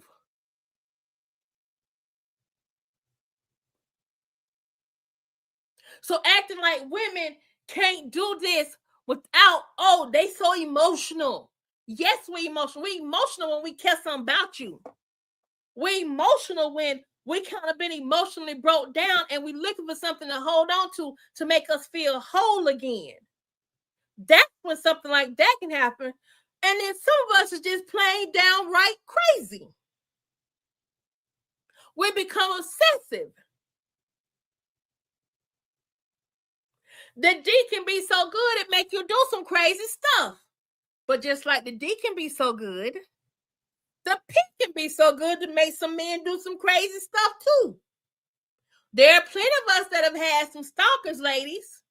There are plenty of us that have had some stalkers, men. Say it so they can hear you in the back, Deborah.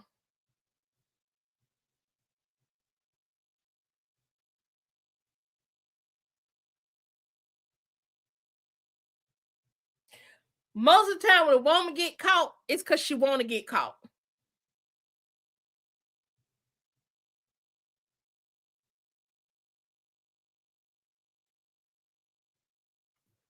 Somebody said it. And let me say something about Bethany. Larry's lack of attraction, because I don't think he's attracted to Bethany. Larry's lack of attraction to Bethany is not about Bethany's weight. Because there's plenty of men that like big women or thicker women. There are plenty of men that like that. It ain't about her size. It is about the things that she does as a woman and as a person that makes her ugly. Her ugly attitude, the things she said about his daughter, the things she says about his ex-wife. Larry might not even think about her if Bethany wouldn't have put it on his mind.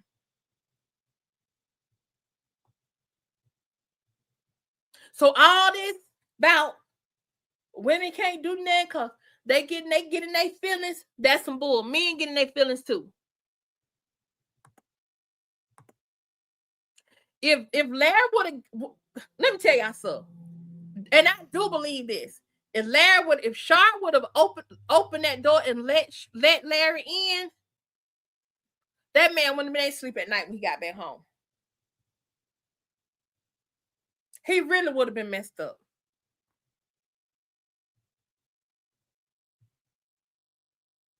I like seeing them together too.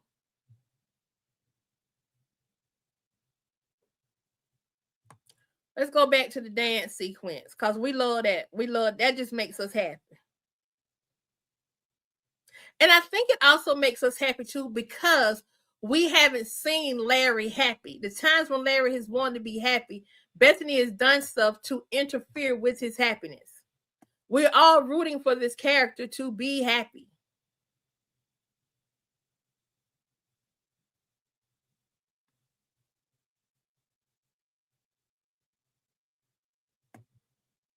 Here you go right here.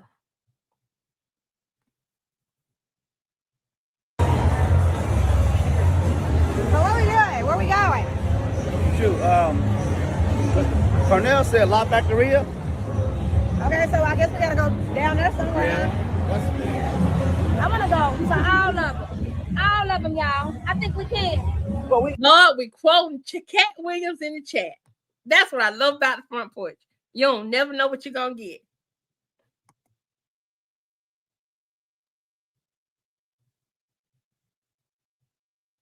My sister's in here. I'm like a dog with a bone and can't let it go. Can't let it go. Gotta go to one first and then work our way back. It don't matter where we go. I'm just trying to get my drink on tonight, baby. All right, listen. We've been have a ball. You hear me? Okay. Listen. So Pernell recommended Lot Factory. That's where this girl said we should go first. We'll go check that one out, see what's going on. Then we'll leave there and come back this way. All right? Yeah, whatever. I don't care. Come on. All right. That's your sister.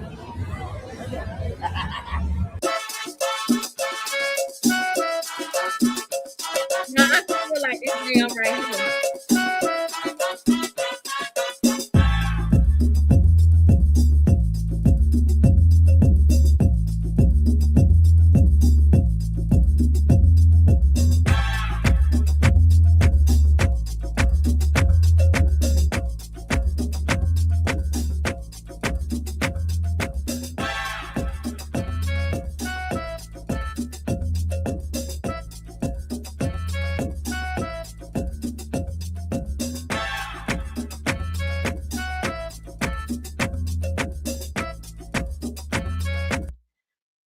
I gotta address this. Michelle Barnes, yes, sin is sin. There's no little sin or no big sin. We know this. Sin is sin. We're not questioning the sinful nature of anything right now. What we're talking about right now is just the relationship itself. These two people right here were married at one point. And there are people who believe that when some people have been married before, that first person that they married, that's who they really supposed to be with, regardless of who they went with before. Let me just throw myself in here, for example. My husband and I married 3 times. We were divorced twice, married 3 times. The first time, then got divorced. The second time we got married, then got divorced. This last time, we got remarried, we together, and we ain't going nowhere, okay? Because we love each other too much. My father, who was a man of faith and actually is a minister, told me that Isaiah was my husband. That's who I was supposed to be with. We went to counseling one time to a pastor, and he said to me, because I got issues. I've had issues with men since I was a child, okay? He could see it on me. My husband was jealous, thought I was, thought a man, I was gullible and a man could get in my head. And I was sitting there and that pastor said, let me let her go and say something. Because she about to lose her mind. And I said, yeah. I said, nope. I said, he worried about me getting with some other man or some man getting in my head.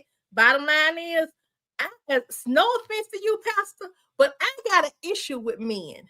I'm not no lesbian or nothing, but as a gender, I don't like y'all. It took a long time. That's why God gave me boys for it first. Because I had to work through that. You understand what I'm saying? And I'm talking about this because I'm addressing Michelle Barnes' thing about sin and sin. Okay? But there are people who believe that once you marry somebody, that's who you really was supposed to be married to. That's your one. Okay? He was able to divorce her because she cheated. Okay? But here's the thing right here. I said I had an issue with men. That's why I said when you first came in here, I could tell that was all over you. Some man has done something to you in your life. And he looked at my husband and said, the one thing you ain't got to worry about with her is when she mad with you, going to get with some other man. Because when she mad with you, she mad with all us. You ain't got to worry about that. Now, that's my personal testimony from one of the time me and my husband had to go to counseling. And that pastor just break it down to you. The last time you got to worry about her. Monique Black, what you mean by you understand me a lot better? Yes. And as recently, like within the past, I'm going to say the past year, we were at an event. Somebody who knows our story, right? It was a family event. And we were talking about anniversary. I said, me and Isaiah got 3. We decided to celebrate that, but we can't never remember. We forgot the last time. And then we're like, yeah, you keep forgetting them other dates because the first one is the only one that counted. Don't worry about them other dates when you fix the mess y'all made when y'all split up. You need to be going with the first one, the first marriage wedding date, because that's the one that counts. So my husband and I, we sat down, we thought about it. We had a separate conversation later on, and we were laughing about the event. And we're like, you know what? I guess it is. That's the one that counts. So now we're celebrating the first anniversary we had, the first wedding date we had, not them other two. Them other two right there just something for us to laugh about. So yes, I said that to say we know sin is sin, but right now we ain't. Definitely say when you divorce, you sinning. But right now we focusing on the issue of the betrayal, the deception, and also this man's mental health, because he keeps allowing himself to go in a situation where, and they are dancing like they are familiar with each other. And my husband, we get around each other, we are familiar with each other. Even though we might not be all up, me and my husband are not people that be all up on each other. But you can definitely tell I'm his and he's mine when he got in trouble.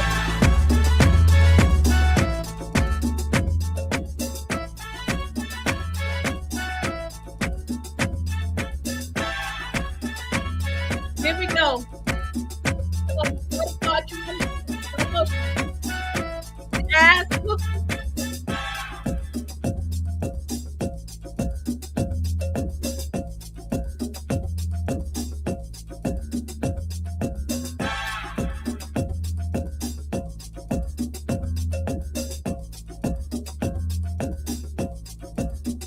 Thank you, Christine.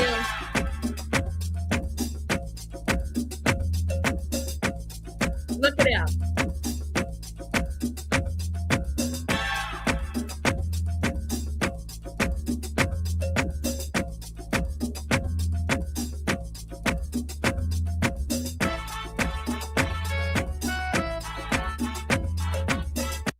Look at her. She peeped it.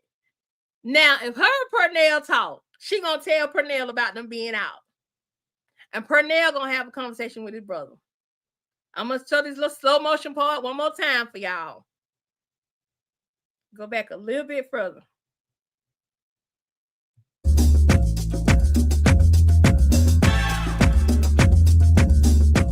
That's it, Christine.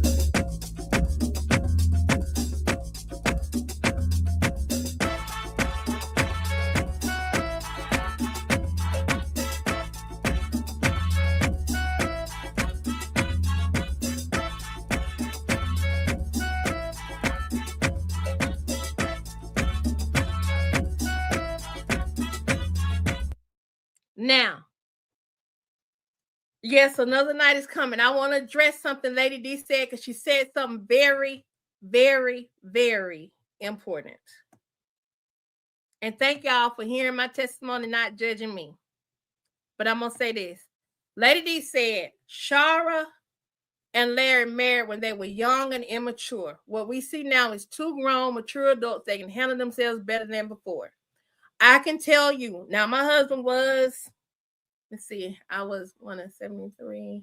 I was 25, and I had a child. I had a child when I was in college, like my senior year of college, I got pregnant. So right before I graduated, I had my son. That's not my son, and it's not my husband's. My oldest son is not my husband's biological child. It's not ours together. When I met him, I was in church heavy, and one day I'll tell you our origin story. But I will say I was young. My husband was older than me. My husband was like he's like 5.5 years older than me, right? He technically was still young because he was still doing his thing. He wasn't committed to nobody, and then he was still doing his thing. But you have me, you have the oldest in the family married to the youngest in the family. My husband is the youngest. He's a baby boy. I'm the oldest child in my family. But he's older than me. You got that clash. You got me having issues with men. Not on that, confused about my sexuality tip. I knew Strictly Dickly over here. Okay. But you had these two anal people, two people who are very alpha in nature, clashing and not having the maturity to handle it. So there's some things you face in relationships, in marriage, in life. And when I say relationship, I'm talking even friendship relationships, where it is meant to grow you up. Some of us, it takes longer for us to grow the heck up. It took a minute for us to grow up. It took a few different tries to grow up. That don't make me weak. That don't make him weak. It just took us a minute. What's up, Lonnie? It just took us some time. That's their story. And I'm going to tell y'all, that's why I pull for Shara and Larry. That's why I want a story like that for them.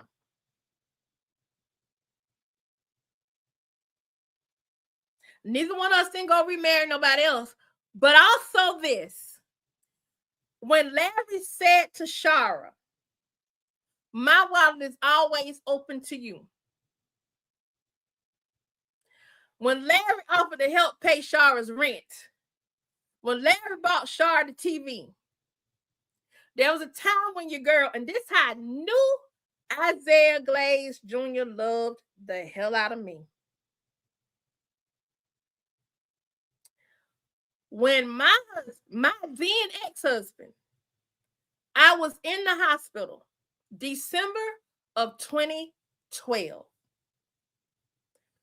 They didn't know whether I was going to live or not.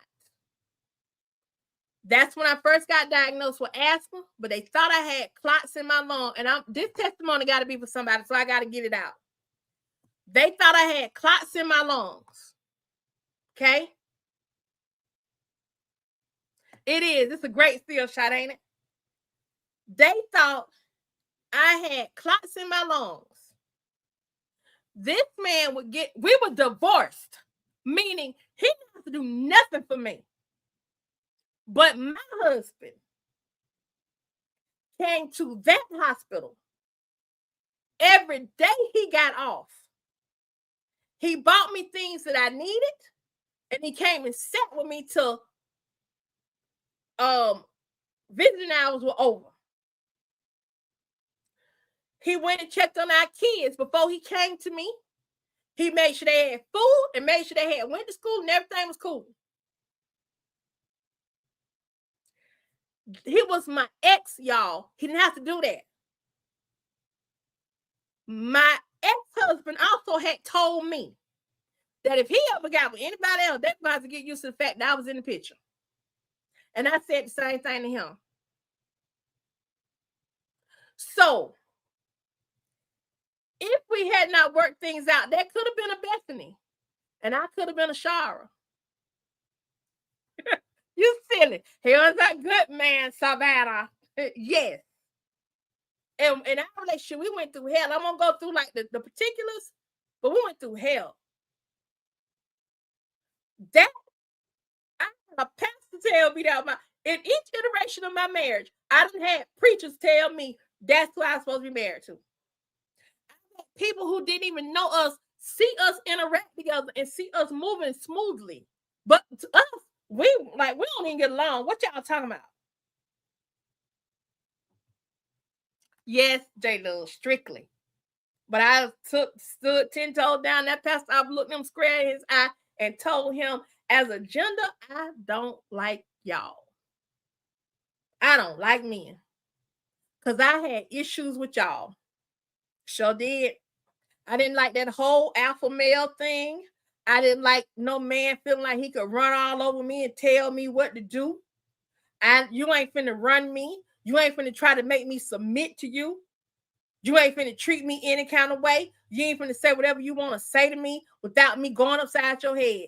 You want to fight? We can fight for real. And I ain't nobody that can fight, but I'll pull out.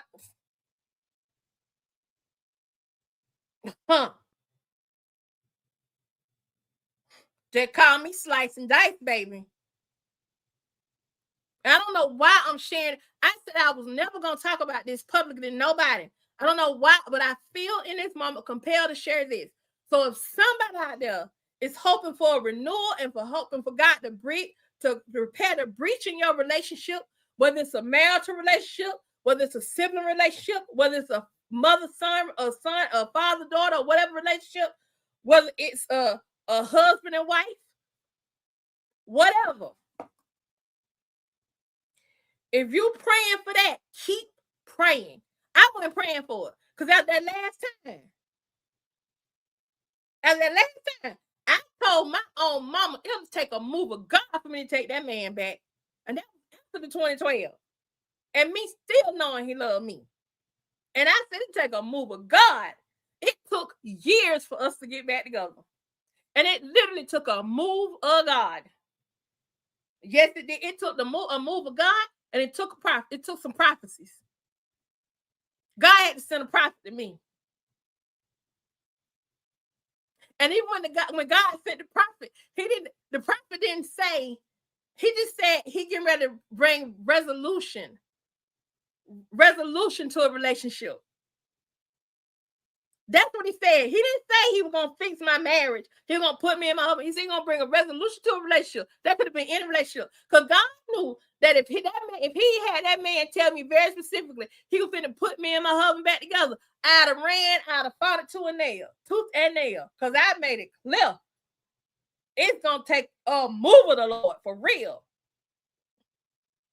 Never. I'm saying that deep. But I tell you what, you better not bother him. That's why I told y'all, even though I know this is a skit, that scene with Pernell and Shara in that wall, when Shara said when she come off paper, she gonna jump on Bethany. She not just jumping on Bethany about what Bethany did to her. She gonna jump on him for how she been treating Larry and how she been treating Brooke.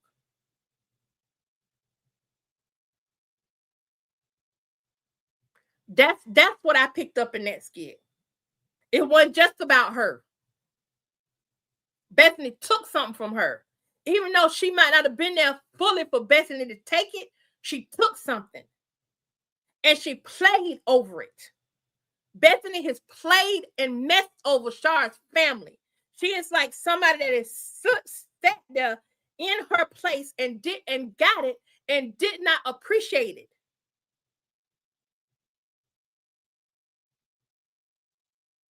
No, definitely, Looney. She is not for how Bethany talks to Larry.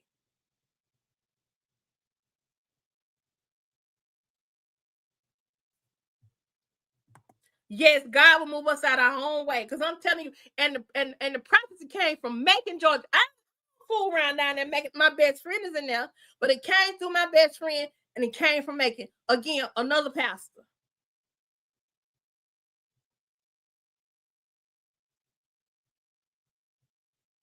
Now that don't mean you got to be no fool. Now, neither. I ain't saying that.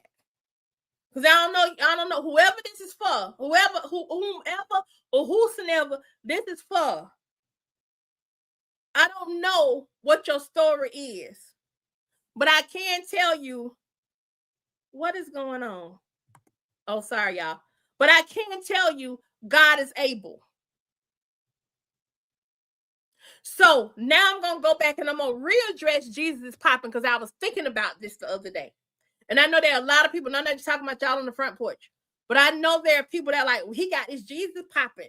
He also say help is on the way. If you look at his thing, his description, I know it's on Facebook. It also says Jesus popping, help is on the way. That's his book.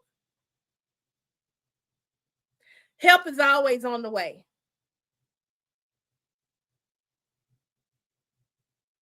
Thank you, Looney. Appreciate you.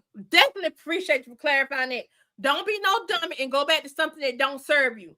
God told me to go back to my husband. Well, the way he orchestrated that thing, he put me in a position where I didn't have no choice and no say so. And I still went back with him when we got back together. And I'm gonna leave it at.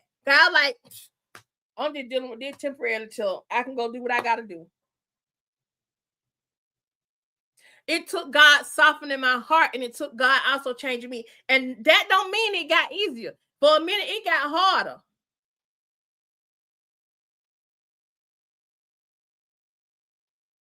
But God did that. So I'm like, who am I to keep questioning you?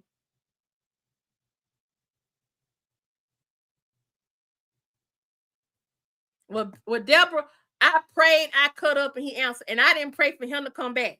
I prayed, I cut up, and then God said, stop cutting up. I stopped cutting up, and then he answered.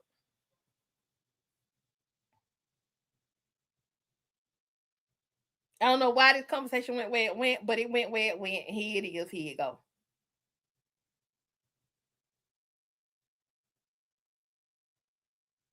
I don't care about me looking crazy. Because some of the same people that talked about me, even in my family, some of the same people that talked about me, guess what they did? They did the same thing I did. They divorced and they remarried. And divorcing and remarrying is more common than what you think.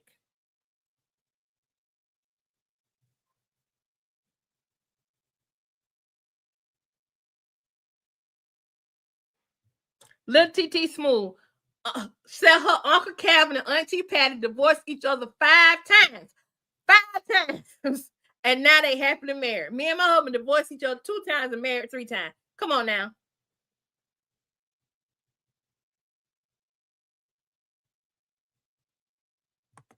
It is very common for people to have you thinking you crazy.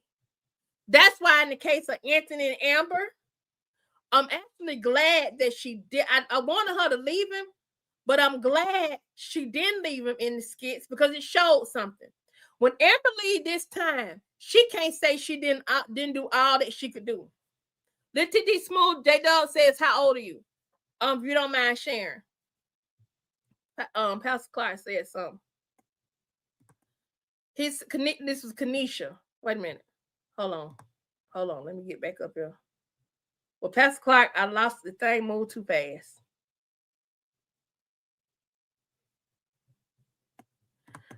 Yes, he is.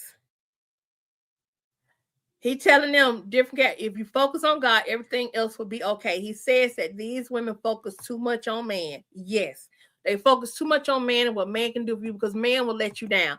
That's also the lesson they give us in church. They tell you don't put your trust in man, trust in Jesus, but will turn right around and will have you like you can't depend on nobody but the pastor. And the pastor is flawed himself.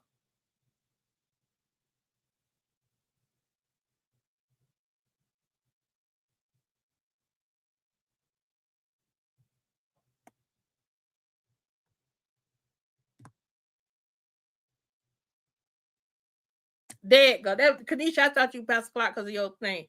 God truly is able. I pray specifically for the kind of man I want, and God gave him to me.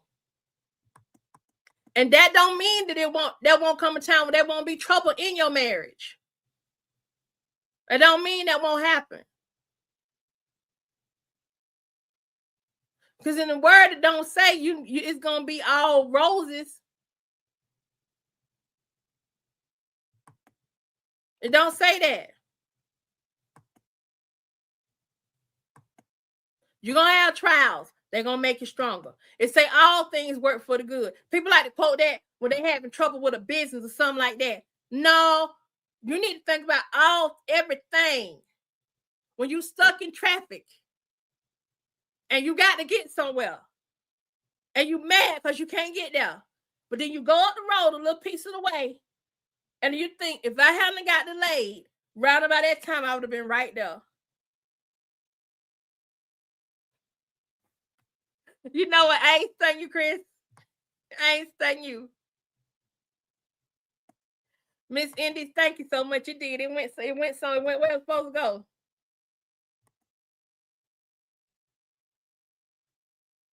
Ayana, you just put me in my uncomfortable moment, so I know a change is coming in my life. Thank you, sis. God will make you uncomfortable just to make you move in your life. Yes. Letitia Smooth, is she 22?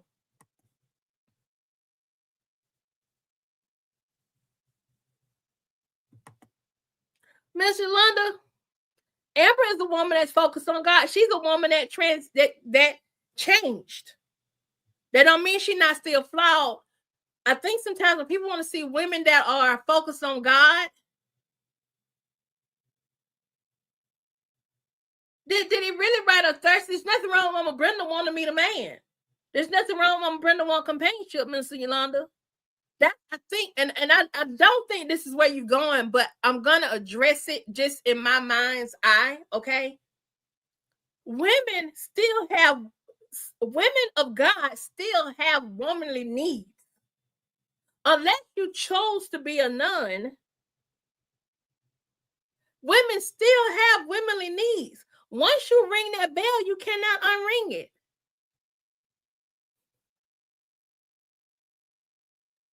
Them feelings, them bodily urges, they still gonna be there. So a woman still got, just like a man, still have his urges. The urges are still gonna be there. And that's something else. Whatever your flaw is, it don't mean that because you got saved that your flaw and your vices are gonna be over with. I think that's another thing that the church tells. They think redemption is immediate. The reward of redemption is immediate, meaning you've now come into the salvation of the Lord. But that don't mean that you're not going to be tested. Even Jesus was on the mount. It wasn't Mount Transfiguration, I don't think. But when he did those 40 days and 40 nights of fasting, and then Satan came to him to tempt him. He tempted him with 3 things. And Jesus had 3 answers. One of the things he tempted him with was giving him the world.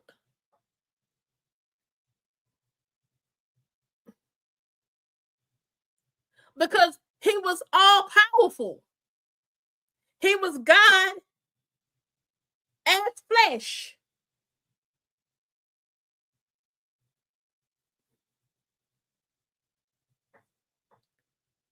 So even if Jesus could be tempted, what make you think we're not going to be tempted? So then my question becomes this. What does Wayne, and Mr. Young, you can text this to me, because then it may be a good conversation for us to talk about. What does Wayne writing in women that are focused on God looks like? Because I think the church has given us this expectation of women focused on God to be these women of purity, lacking falsities and stuff like that. Let me tell you something. I had an older lady tell me, don't think these women ain't out here trying to get them a piece, because guess what? They just don't put it out there like that. These same women in the church, they just don't put it out there like that. You don't see it.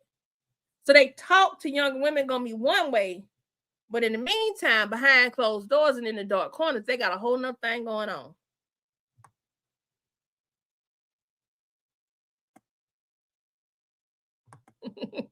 Lonnie says, God told my husband that we were going to get married. I ain't get the call till later. Oh, Deborah Edwards, thank you so much. Yes, Letitia Smooth. Focus on yourself. Focus on yourself. And focusing on yourself don't mean ignore people around you and stuff like that. Focus on yourself means trust God. Focus on the direction He's taking you in.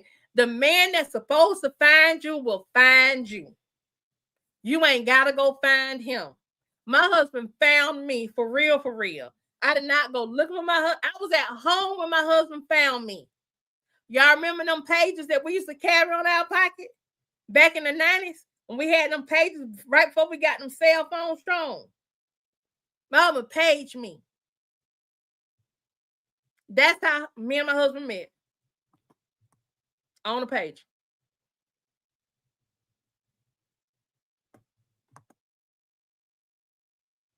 Yes, you did, J-Dub. You said God brought you to the front porch. Well, welcome here. Also, Luna says, also, young ladies in the chat, always look at the character of the man, not the outward appearance or what they have. If he's willing to compromise to keep you happy, pay attention. I want y'all to think about Anthony and Amber. Amber was caught up in Anthony's money. Rolanda was caught up in Anthony's business acumen and his money. What is Anthony presented going through this? He went to hide what? His money. The word didn't say money was the root of all evil. It said the love of money is the root of all evil.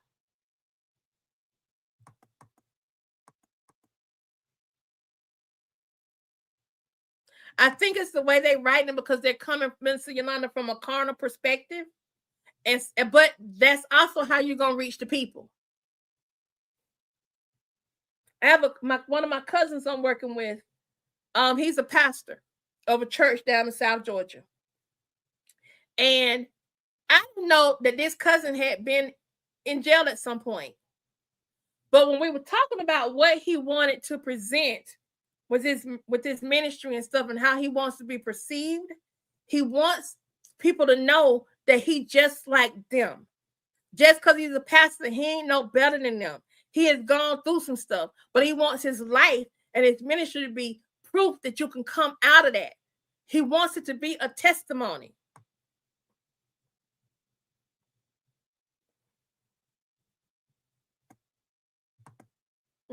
Chris Field, where your wife at? Where Beverly? Where's Miss Beverly at, Chris? Chris said, "Miss Brenda's still fine. She been divorced a long time." Yes, great words, Looney. Yes, you can share something with me, little TT Smooth. You sure can. Penette Lee, good morning.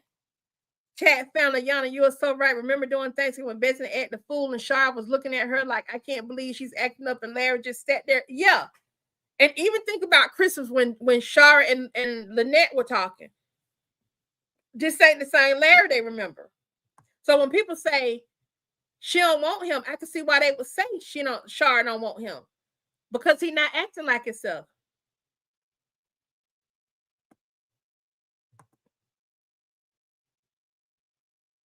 Helene said she'll be 67 next month and she still would like a coma.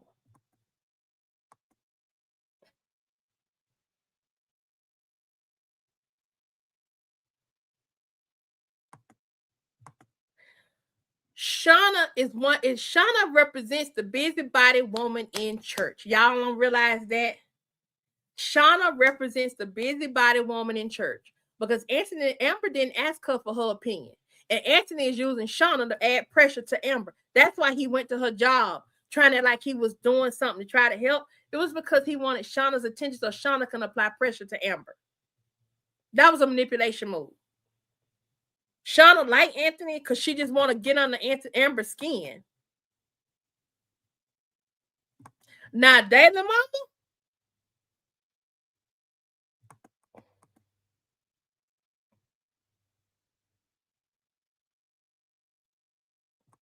that's it. She wants to try Dave. Just like them. You are exactly right, D. Brown. Chris Sims says, what it looks like for women and men to me is a work in progress. We are all flawed and we all are a work in progress. Yes. Yes, they jump on Amber is no angel. And that's what we were talking about on here. I wouldn't mind. Have a good day, Yvette. I wouldn't mind. Well,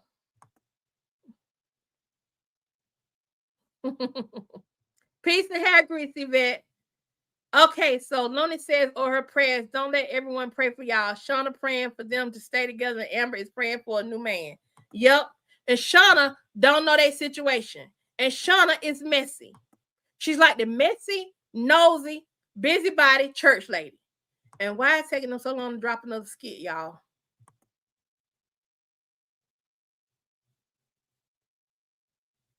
No, I didn't. I can imagine what you said, D. Brown. Let me go see if I can find it right quick.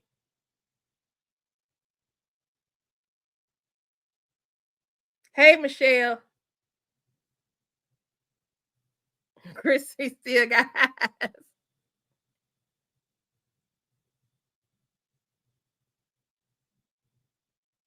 That's it, Looney. Compromise, overcome interest.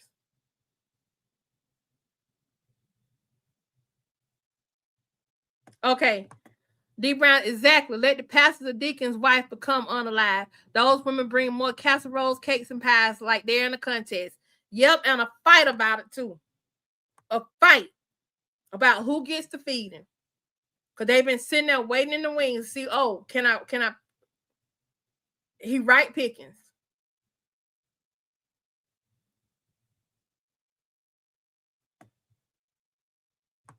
Say that, Chris Sims.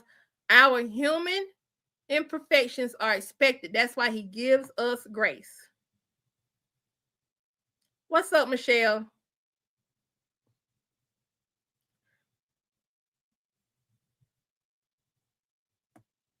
What, I wouldn't mind being in the comment right about now. I miss my husband when he gone to work and I'm sitting here chatting with y'all. Not that I mind chatting with y'all. It's a wonderful thing to be blessed to be able to sit here and do this.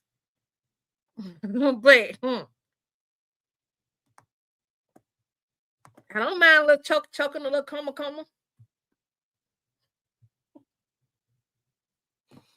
The marriage bed is undefiled. I'm just saying I'm married. I can do what I want to do with my man.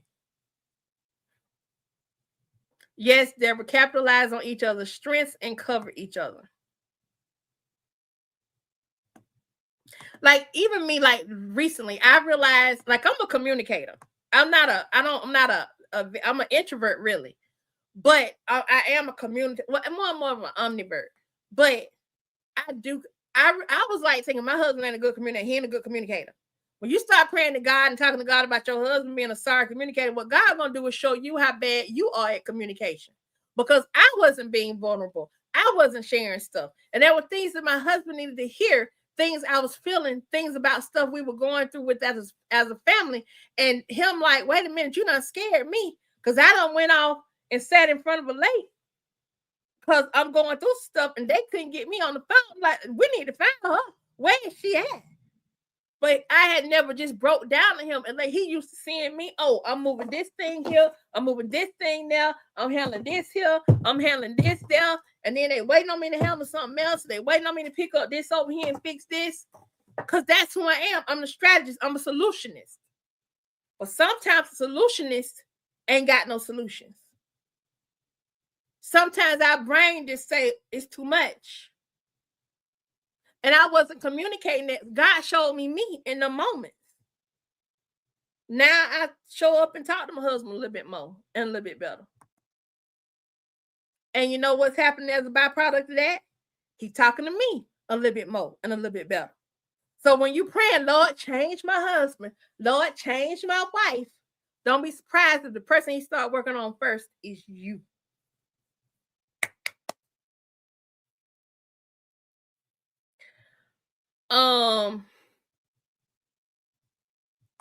I do think she need to get herself together, but she need to get herself together and check herself. I don't. For me, once that ink is dry, I don't see nothing wrong with her moving on.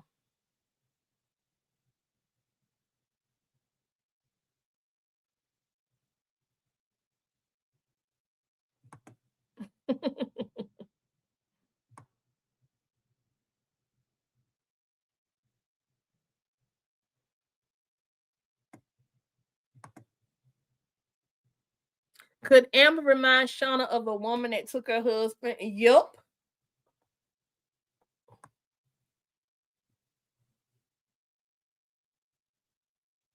I had a woman tell me about mine. Girl, you better keep that man. He got a job. He pay bills, don't he? You better keep that man while you can. While I can. I looked at her and said, what the hell you mean by that? While I can. You don't think I can take care of my own stuff? You better keep that man while you can. He pay bills. What about loving on me, though? I don't like when women do that to other women. Before you put your mouth on them in a situation, try to understand where the woman is coming from and what has hurt the woman. I know, J-Dub. She said something to Amber to kind of make you think she wasn't a widow, but you know they always forget. They be forgetting stuff. Who y'all? It's 12 o'clock. I'm about to get up off of here. I didn't know I was going to be in here this long. I've been on here 2 hours and 18 minutes. Deborah says, hey, y'all. Hey, let me tell y'all. My husband and I are in our 70s, and we both tell you happiness is being able to sit in a room together, one watching TV and the other in the chat room, and we are content. Girl, Deborah, I'm 53 years old just the other week, and yes, we be sitting here just happy. He be looking at football. I don't get mad. I got a TV in here. I can come sit in here and watch TV. I be happy just sit up in there. He looking at football on TV. I'm scrolling on my phone. I'm strategizing content. I'm trying to figure out we ain't saying nothing to each other. Every so often he might be on his phone and he'll send me stuff. Or if we in bed at night, we might I gotta stop. I gotta break him up. Okay, I'll call you, Looney. I gotta break him up from this, and we've been talking about it. He will miss out on sleep sometimes scrolling on his phone. And I'll wake up and I'm like, baby, put that phone down, go to sleep. So, but we can go get in the bed, both of us on our phone. We right there together. And we still send each other texts, sharing like social media posts each other via text, and laughing at like we 10 miles away from each other.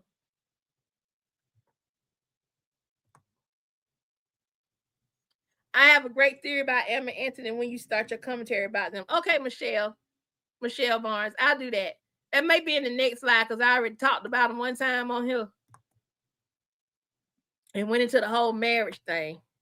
Little TT Smooth, I used to work for Tesla. I was doing night shift and I had a male coworker stalking me at work. He kept on asking to have dinner with him and I told him no, and I stand on business and change my shift. There you go. Sometimes you gotta do stuff. Some people like, girl, you gotta change your shift. No, I'm gonna do what I need to do to look out for me and mine. Minister Yolanda, my late husband and I were like that. He'd be over there playing his game and I'd be with on Facebook or reading. Just happy being in each other's presence.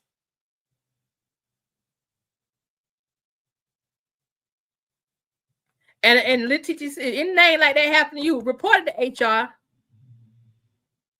Let's go for 2 hours and 30 minutes. We got 9 minutes left. I'm on because Christina gave me a good topic. And that topic done led us somewhere else.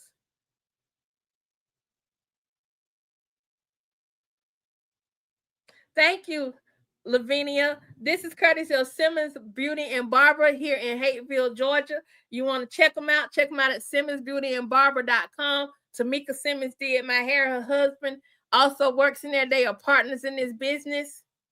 And he cuts. They get you tight and right up in there. They get you tight and right.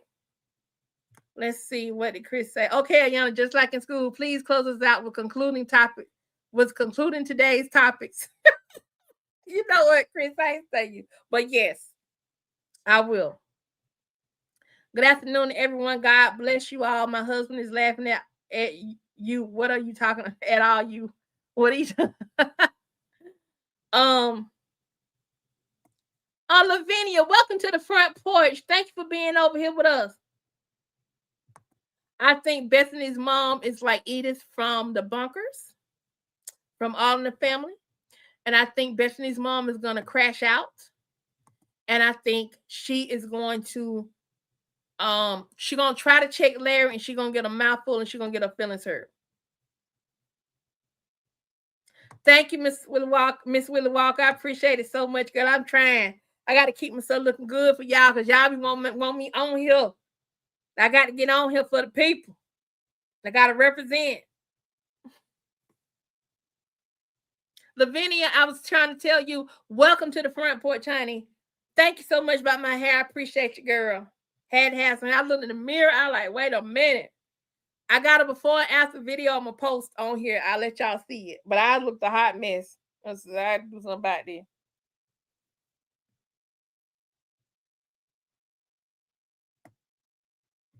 She gonna stitch on accident. Yup.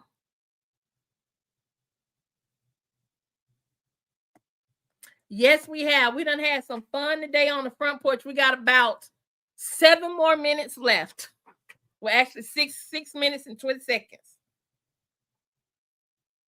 I was hoping they was gonna drop another skit so we can get that one in right quick, but they ain't dropped one yet. I don't know what they done put on Facebook. Thank you so much.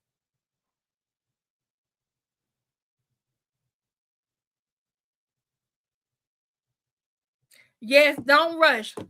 And if for you dating Little TT Smooth, if what you want is someone if you're not just looking to date for the sake of dating and you're wanting to date someone with the intention, what you do, make a list of the things. Make a list of the things. Make a list of your do's and don'ts. Make a list of your unnegotiables. Write that down. And when you're making that list, also ask yourself, do you fit in this though? Are you fit for those things? Do you match those things? And if you don't, say, Lord, get me ready for my man. I'm not going to say get you ready for your Boaz. I get tired of people hollering out, Boaz, where my Boaz, where my Boaz? And then they run up on a broke ass or a sorry ass. And then they be like, well, Lord, what happened to my ass? And he's like, you should have waited.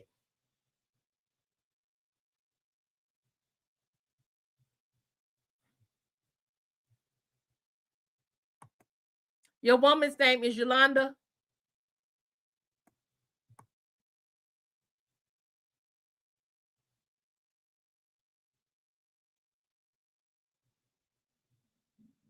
Yeah, I can't wait. Like, I really want to go drop that skit.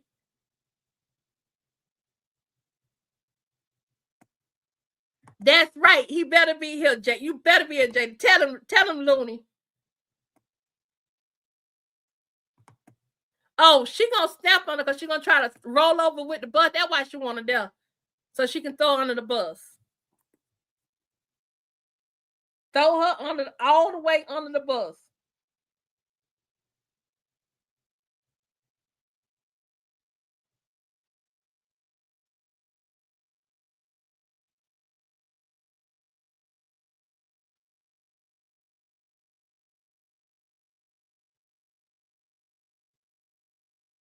Let us see.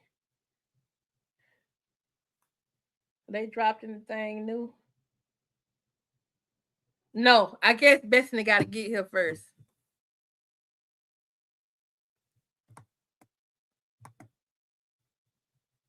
Shireen says it's gonna backfire on her. I feel like her mother's gonna tell the truth, and it's gonna be on and popping like Donkey Kong. Christians and my wife said she made a list and out it in her Bible. She said she said she asked God to prepare her to be a wife and work on her first. Yes.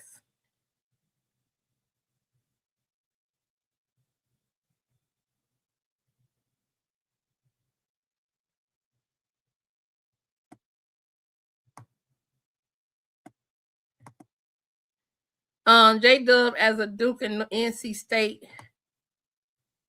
grad. I'm telling you, put your money with us. Both are safe choices. No, ain't nothing on Facebook.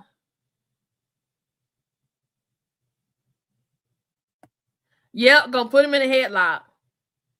Let's see, so J Dub probably like that.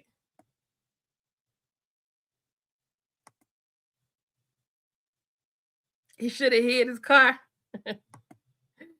Okay, so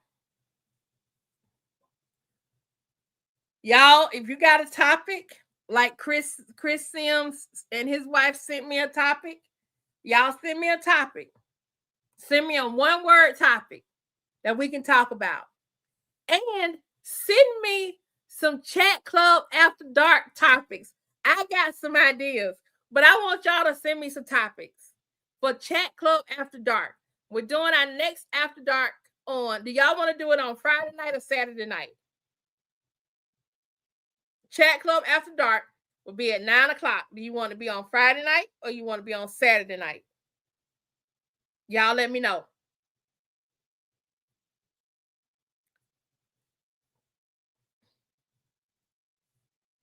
Yep, sometimes he's working on you, don't even know. He always working on us. Kadisha said Friday. Black Widow said Friday. Okay, Sandra said Friday. Deborah said Friday. Looney, Yukon, and Michigan J. But y'all send me some topics for y'all can send me your topics to this Gmail account.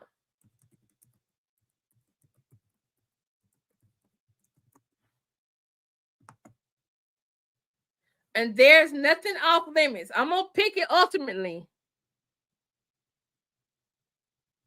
But y'all send me some topics so I can get myself ready. And it's after dark, so it's grown folk conversation now. So don't be trying to be all demure. I have some merch, sis. I'll post some of the merch. I'll post the link to it in the community section so you can go and check it out.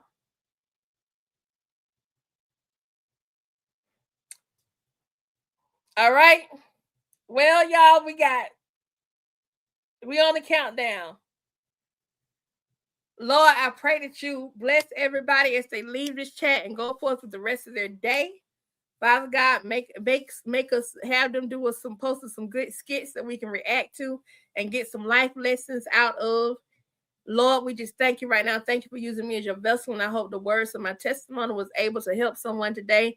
And Father, thank you for giving me the courage to speak my truth, because I never thought I'd talk about what I talked about today.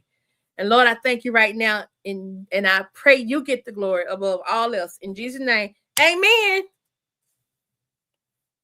Yes, so we're gonna do the after darks on school. So you will have to join my school community. If you ain't on there, you need to get on there. All right. I will post a link to the school community on there because I gave y'all the wrong link the last time. So I will post the link. Let me see. Let me get my link. I'm posting in the chat right now. The evolution of Anthony. This what you want to be your after dark topic?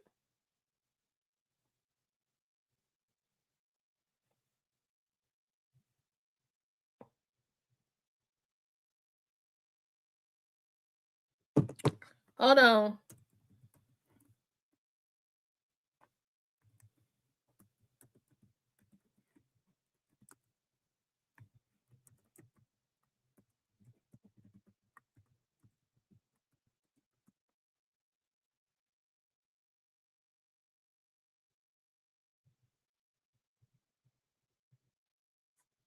Hold on, y'all. Trying to get this here right.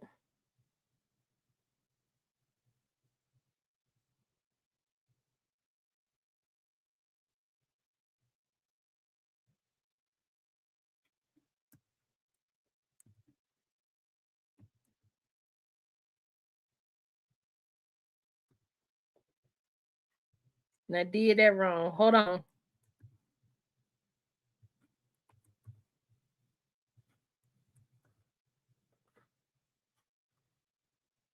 There we go.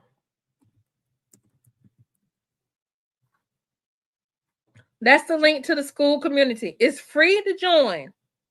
There are some paid levels, but you don't have to do a paid level. Go in and just join for free so you can be a member of the conversation. Okay? Okay. All right. Love y'all. Talk to y'all later. Y'all have a wonderful, wonderful day. Send me y'all topics y'all want to talk about. Peace and hair grease, y'all. Peace and hair grease.